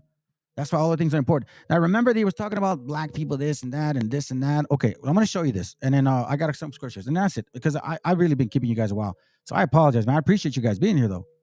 Let me see if I can play this brother now, because I like him, man. I like the classes he's bringing out. Let me see if it plays, because it has been playing. So let's see if I can find him now. Let me see, brother. Hopefully you can play. Hopefully you can play, bro. Come on. Because I want to prove something. This is what they're telling you guys up in that school, okay? This is what they're telling y'all. Hold on. I remember. No, that's not it. That's man worship. I already know you guys do that. You guys love that shit. It's all good. Canaanite stuff. Hold on. Where are you? All right. I know where to find it. Hold on. I got you, brother. I got you, bro. Hold on. Where are you? We go right over here. Watch this, fam. Watch what they're teaching, okay? Keep provoking the East African OG, knowing that. This guy is from Ethiopia, okay? So let's go. Watch this. I know you heathens don't like it, but oh well, man. Take it. Once again, these black Americans who claim to be Israel, they keep provoking the East African OG, knowing I am coming for that head. You know, I'm seeing a lot of them do not even allow the video to be stitched or duet because they know the real Israelites are coming for them. It's on nowadays, my brother. So what I'm going to play here is this video of this black American man trying to use these images to represent black American women, as well as call them Israelites. I want you to listen to the things this man is saying. They wanted to kill all the men because of the beauty of the women. They said because of their women, they might deceive the whole earth. Israelite women are the best looking women. Ain't that right, sisters? Okay. Now, of course, our Afro-Asiatic Israelite women who happen to be in North and East Africa, yes, our women are the best women on earth. Black American women are not Israelite. They are not Afro-Asiatic. In fact, they look nothing like these women they're even showing you in this AI generated, image. That's right. They look nothing like this until their white master got a hold to their grandmother, and had a couple of scenes of ghetto gaggers. And we've been proving that miscegenation, right? We've been proving it. We've been proving it left and right. Let's go. You know what I mean? That is when these people started coming out looking like us, you see. To prove my point, even after hundreds and hundreds of years of mixing, and no, it was not all by force. That is another lie told by black Americans, A lot of them consensually, mixed with not only. That's actually 1830, not 1930. I think he was referencing the book that I had brought out. U.S. black slave owners, 19 out of 30 were, oh, okay, I see. You see that? 19 out of 30 were black American ladies. Damn. Let's go. Mixed with not only the white American man during those days, but Native American men, the Mexican men in the Southwest. You see, these things were all. And listen, family, I don't ever want to get carnal, but I know that damn well that's an issue why these FOPI guys, these BHIs, they hate you, Raza. Because I'm just telling you from experience, bro, I never knew that I had, at that time, very carnal, I had mad game with them. And their men hated me. Well, hated that. They didn't even hate me. They hated that. Like, where you seeing that guy? Anyhow, let's go. Consensual. It was not all by force as if these people had, to be raped. No, because they were the lowest people in the U.S., you see. And when you are the lowest, anyone could just say, hey, you look good. And then boom, you jump in bed with them and hey, it's on and popping. You can do this right now to this day. This is on my dead ancestors. That in the U.S. right now, with this man's women, what he's telling you, these black American women, not lying. All you have to do is pretty much compliment them. You compliment, hey baby, I like that ass you got, or hey baby, you looking good with that makeup, or anything, any compliment, you're already working in between those legs. You see, you do not have to rape. You do not have to. Why do you think this goes for you IOICs? Because I don't know about the other schools. Why do you think IOIC does so many classes about sisters trying to be like teaching them to be modest, and they can't wrap their minds around why these women cannot be modest? That's why these other nations go to our women, because it's not in their spirit to be modest, because they're not Israelite women. Let's go. Take what is, And then also, you so-called Hispanics that are in these rooms with your daughters that look nothing like these women, y'all are stupid. Because look what he says. Available for whoever on earth gives it attention. You see, they have no pride. They have no code. They have no real standards and shit like that. Like the real Afro-Asiatic Israelite woman. How dare these disgraceful men try to insult our East and North African women by trying to force their women, into our culture and history. That's war shit right there, my brother. That is war shit. But let me keep playing. I don't hear nothing. They don't believe it, see? Brothers, y'all gotta help them with that low self-esteem. Here you go. Are y'all the most beautiful women in the world? They don't believe that. Okay. Now right there, he said, He's copying this black American pastor named Gino Jennings. Gino Jennings roasted every black Hebrew Israelite that is in the U.S., and he is a black American himself. So he got that from him, because that is how, he is when you give him a point. You. Ecclesiastes chapter 2 and verse 28. The heathen shall envy thee. Yo, this says the heathen. Okay, you see, the heathen shall envy thee. This is what he's saying. These black Americans envy us to the fullest. You will even see they have, beauty contest. And if a Somali or Ethiopian lady gets in, the first thing they will say, "Oh, she is only glorified because she has Caucasian features." You That's funny. That's funny. As you can see, fam, I'm telling you, man, I'm telling you. I wanted to show you guys that. Well, why did I want to show you this? Because they're just showing these images about those particular women, right? All right, let's read this. Songs of Solomon, chapter 5, verse 10. Watch what it reads. Yeah, they do. Check it. It says, "My lover is handsome and strong. He is 1 in 10,000. His face is bronze and smooth. His hair is wavy, black as a raven. His eyes are as beautiful as doves by flowing brooks, doves washed in milk and standing by the stream." You see what it says? So now let me read it here. Verse 5, "My beloved is white and ruddy, the chiefest among the 10,000. His head is as the most fine gold. His locks are bushy and black as raven." Check this out. I'm gonna show you something. Smooth, right? Wavy hair.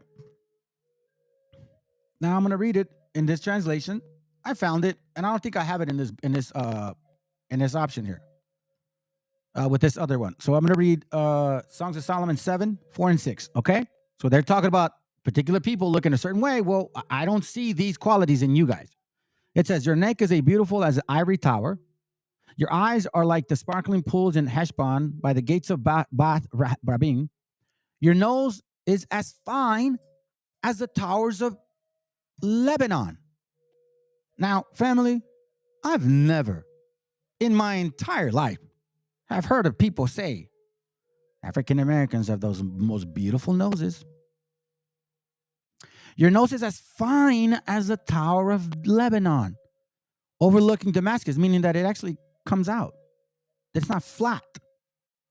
Then it says, "Your head is as majestic as a Mount Carmel, and the shin of your hair radiates loyalty." Okay, fam? This is satin right here. And I'm sorry, you Canaanites, your hair don't do this. You got to grease it up to do that. But when you do it to our hair, it actually looks this way. It does. And you guys know for a fact we can't deny that. Okay, so now you're talking about, you like to talk about features and we're the heathens and all of this and that. Okay. I'm going to show you a book I got. And honestly, I didn't even want to bring this ever because I think it's petty. Or petty, I should say. But let me show you this. This is from a book called A New Review with Literary Curiosity and Literary Intelligence for the year 1782, Volume 1. Okay? Watch this. Watch what it says. Oh, sorry. This is from page 34. All right? I don't want to be petty, but I'm going to have to be. It says here, "We do not find that even in vapors of the lowlands, which are so fatal in Italy, are at all so in Greece. Abrasia was situated in the midst of the Seine or Fen and had only one avenue to it. But to return, one remarkable proof of the superior beauty of the ancient Greeks and modern Levanters, meaning the Israelites, is that there is not being such a thing as a flat nose, which is one of the greatest deformalities of human figures among them. Scholargy goes as far as to assert there's no such thing as a Jew with a flat nose, and that all the Portuguese Jews have aquiline noses, which is the reason that such nobles are called Lisbons. The nose a la Juba, meaning the nose of the Jew. Yeah, I want to be petty. You want to tell us that we're not the people of the Bible, that we came out of you guys and that we're a mixed stained seed. But it talks about shiny hair, wavy hair, beautiful nose. Y'all don't have beautiful noses. I'm sorry to tell you, you don't. That's not being racist. That's just a fact. Ask any nationality. They'll tell you. You guys don't have that. Just a fact. Don't be butthurt. It is what it is. All right. So let me end it with this, and then I'll show you one more. That's it. We're good. We're good, man. I think I've done enough. I think you guys should definitely consider about your new doctrine, because you're not the people of the Bible. I already know this for a fact. So we're going to continue this channel. We're going to continue to grow. For all the Negroes or Blackamoors take descent from Cush, the son of Cam, who was the son of Noah. But whatsoever difference between the Negroes and the Tawny Moors, certain is that they are all have one beginning. For the Negroes are descendants of the Philistines of the Mesraims, the son of Cush. But the Tawny Moors fetched their pedigree from the Sabian. And it is evident that Sabah was begotten of Ramah, which was the eldest son of Cush. Diverse other opinions there be as touching this matter, which because there seem not so necessary, we have purposely omitted, meaning we don't give a shit. You're wrong. We're right. So anyhow, with all that being said, fam, let me show you this real quick. I'm gonna give you guys this link because we're gonna study it together, and I want you guys to take your time because I'm gonna do a class on this because we're gonna identify each tribe now. That's what we're moving on to, fam. We're going to identify each tribe. Okay? So that's what I'm going to do. I'm going to start identifying each one because each one has a particular curiosity about themselves. The Amorites have a particular place of where how they dwell and how they move. The Canaanites, I already know who they are, but anyways, we'll look at together. The Girgasites, the Hittites, the Jebusites, right? The Parasites. Remember, there's 5 of these people that we need to deal with, but there were 7 of these folios. 1, 2, 3, 4, 5, 6, 7. Okay? That'll be our class next time. So everybody, appreciate you guys being around, man. I appreciate you guys. I love y'all family very much. You guys know this, man. You guys are the ones that keep me here keep me here sane. And Lord willing, we continue. So again, keep in mind, oh, by the way, did I show this? Yeah, I did. I did show that. Did we read it through? Hold on a second, fam. I wanted to read this through because I think I had a point. Let's see here. Maybe I skipped it.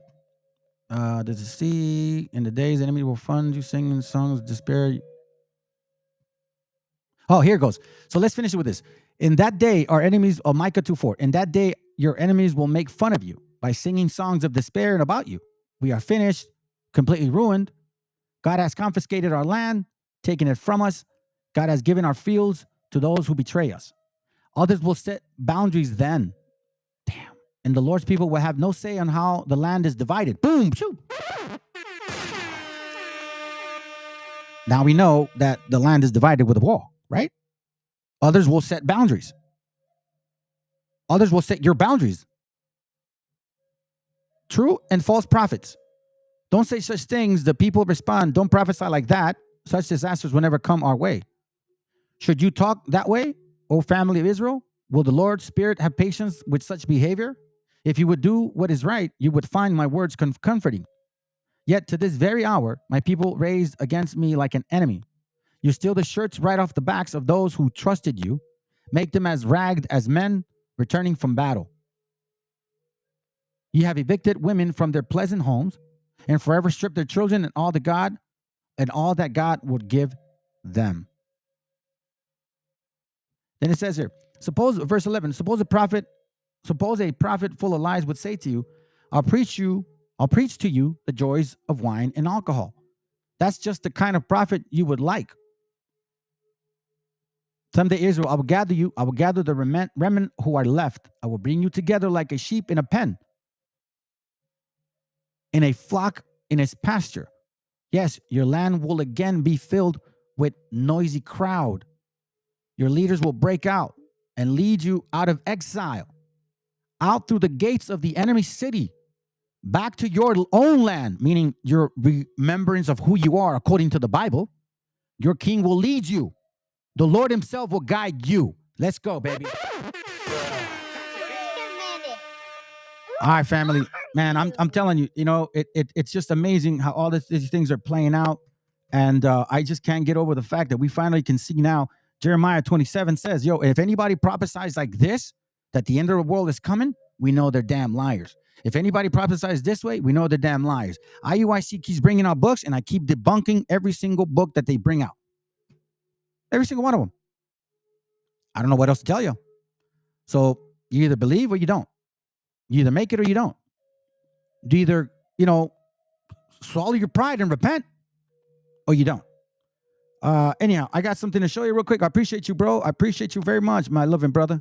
Appreciate you, man. I know you helped me out with these things, dude. This is great. Hold on. Let's.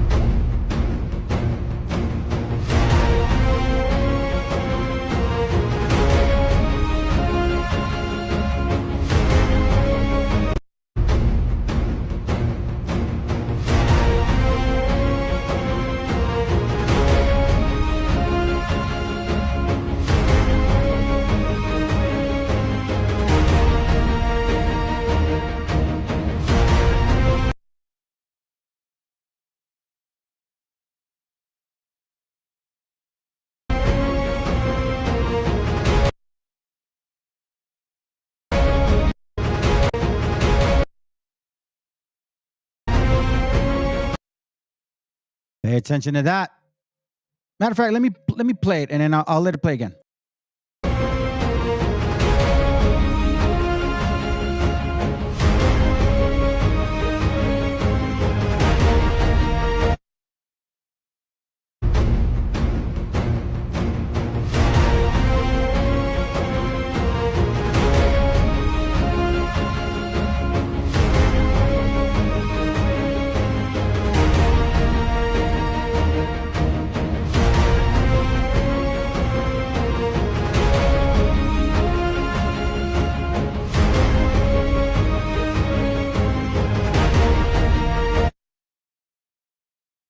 Here's another reason why we can't unite. Did anybody know that Bishop Nathaniel, the head of IUIC, the biggest Hebrew camp, today has been working for law enforcement?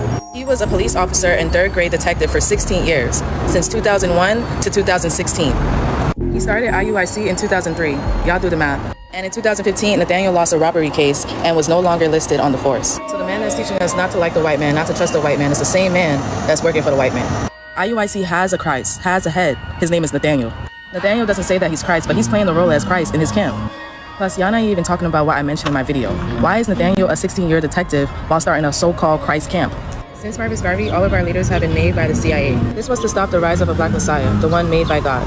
So our Messiah would never come from the sky. That's why we must find him on earth. Now that the Queen is dead, we should be focusing on exposing the Pope. Because still to this day, he is sitting on David's throne, which is the Father's seat. And we know that's a lie. Because the throne belongs to the niggas. So when will we recognize the real chosen one from David to restore our kingdom?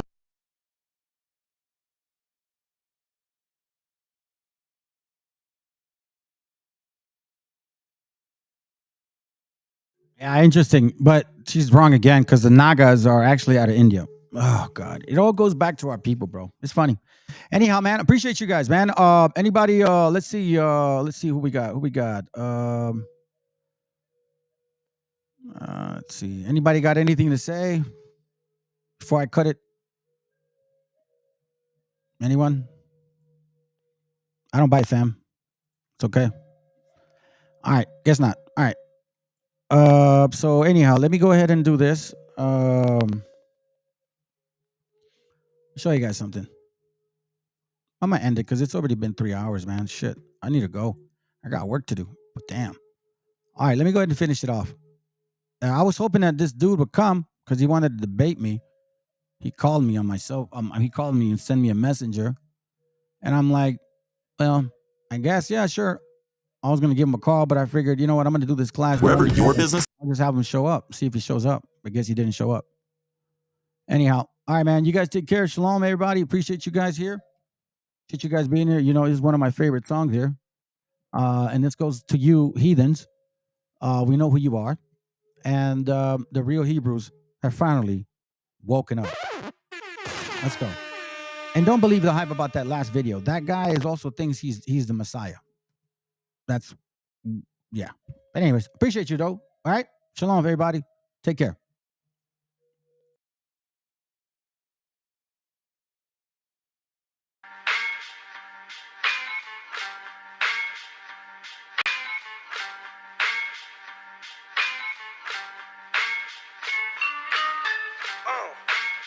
En la Plaza de Reyes, Black 50, Soplón. Yeah. ¿Qué vas a saber? ¿Qué vas a saber tú? Oye, chibolito, faltóme. Pulpín de los pulpines, batería de Rapunzel, de rapeos, de raptos, de lagartos en cuartel. Cualquier la pega de cruel con un viejo coronel. Soy flujo, se me antojó dormirme en el laurel. Eleve mi level con un label y un Faber-Castell. Ya un papel, lo empape con sangre de todo aquel que se jura Nobel y no ve mis trenes en la riel. What's so man? ¿Por qué no sacan la tabue? Juro por mis aguas que no te hablo por las powers. Soy chinchano neto, búscame por Pico Sour y te voy a meter al centro loco como Beckenbauer. Escúchame atento mi bro, que estamos rompiéndole en pro. El negro de Plaza de Reyes como siempre rompe de este micrófono. Que quiere meterle como yo pero no puede meterle taco bron. Si te pensaba que solo era un gallo, déjame decirle que se equivocó. Real motherfucker feeling on the street. Es el Black Sheep, Black Sea Mental de Plaza de Kings. Motherfucker, so bloom.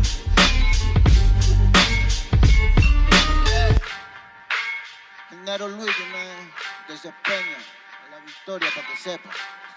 Incas Mo, Money Gang Gang, yeah, yeah, Yo también he llorado, gente. También me han desplazado por mi rasgo afrodescendiente. Sí, un perro no habla pero siente. Cuento historias callejeras pa' barrios de delincuentes. Soy un perro que te ladra, que te muerde y que te huele, nene. Soy más que Lenny, ustedes para mí son pelele. Con mi jauría todo el día en busca de los cheles. Tengo un perro en fiscalía que nos mueve los papeles y otro en la comisaría para evitar el susto. Muchas veces me han llevado por solo como luzco. Perdón, madre mía, si yo le causé un disgusto, pero en esta vía yo crecí rodeado de perros chuscos. Yo sé que me quieren ganar, yo sé que me quieren tumbar y no pasará porque soy de verdad. Está súper rafina la Dodo Style, metido en latina aprendiendo un Kizai. Yo tengo el style, no mido la raza del perro, yo mido por la lealtad y yo soy leal. Yeah. La calle te enseña lo que no te enseña la universidad. Yeah. Saliste se peña aquí con una seña, te tiran para atrás. Yeah. La calle limeña aquí nadie la teña, ya nada es igual. Yeah. Tiene que respetar, yeah. Tiene que respetar. Yeah. La calle te enseña lo que no te enseña la universidad. Yeah. Saliste se peña aquí con una seña, te tiran para atrás. Yeah. La calle limeña aquí nada le doy, ya nada es igual. Yeah.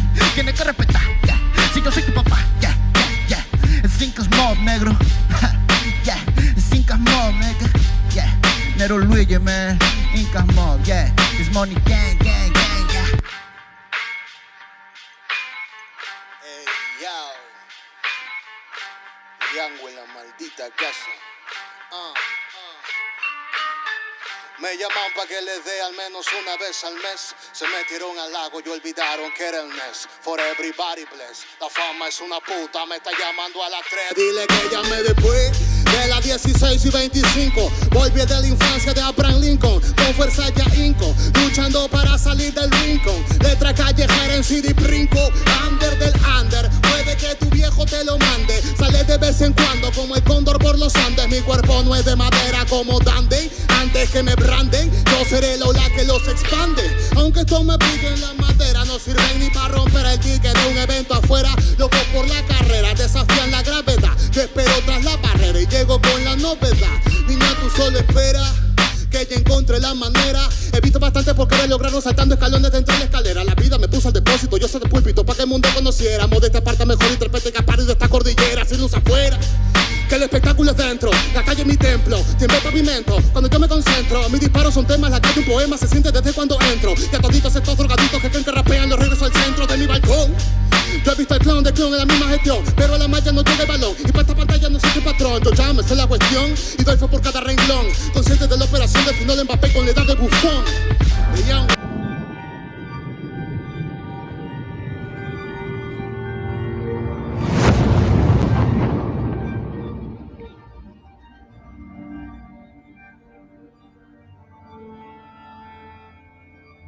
y Cal, hijo, abre los ojos.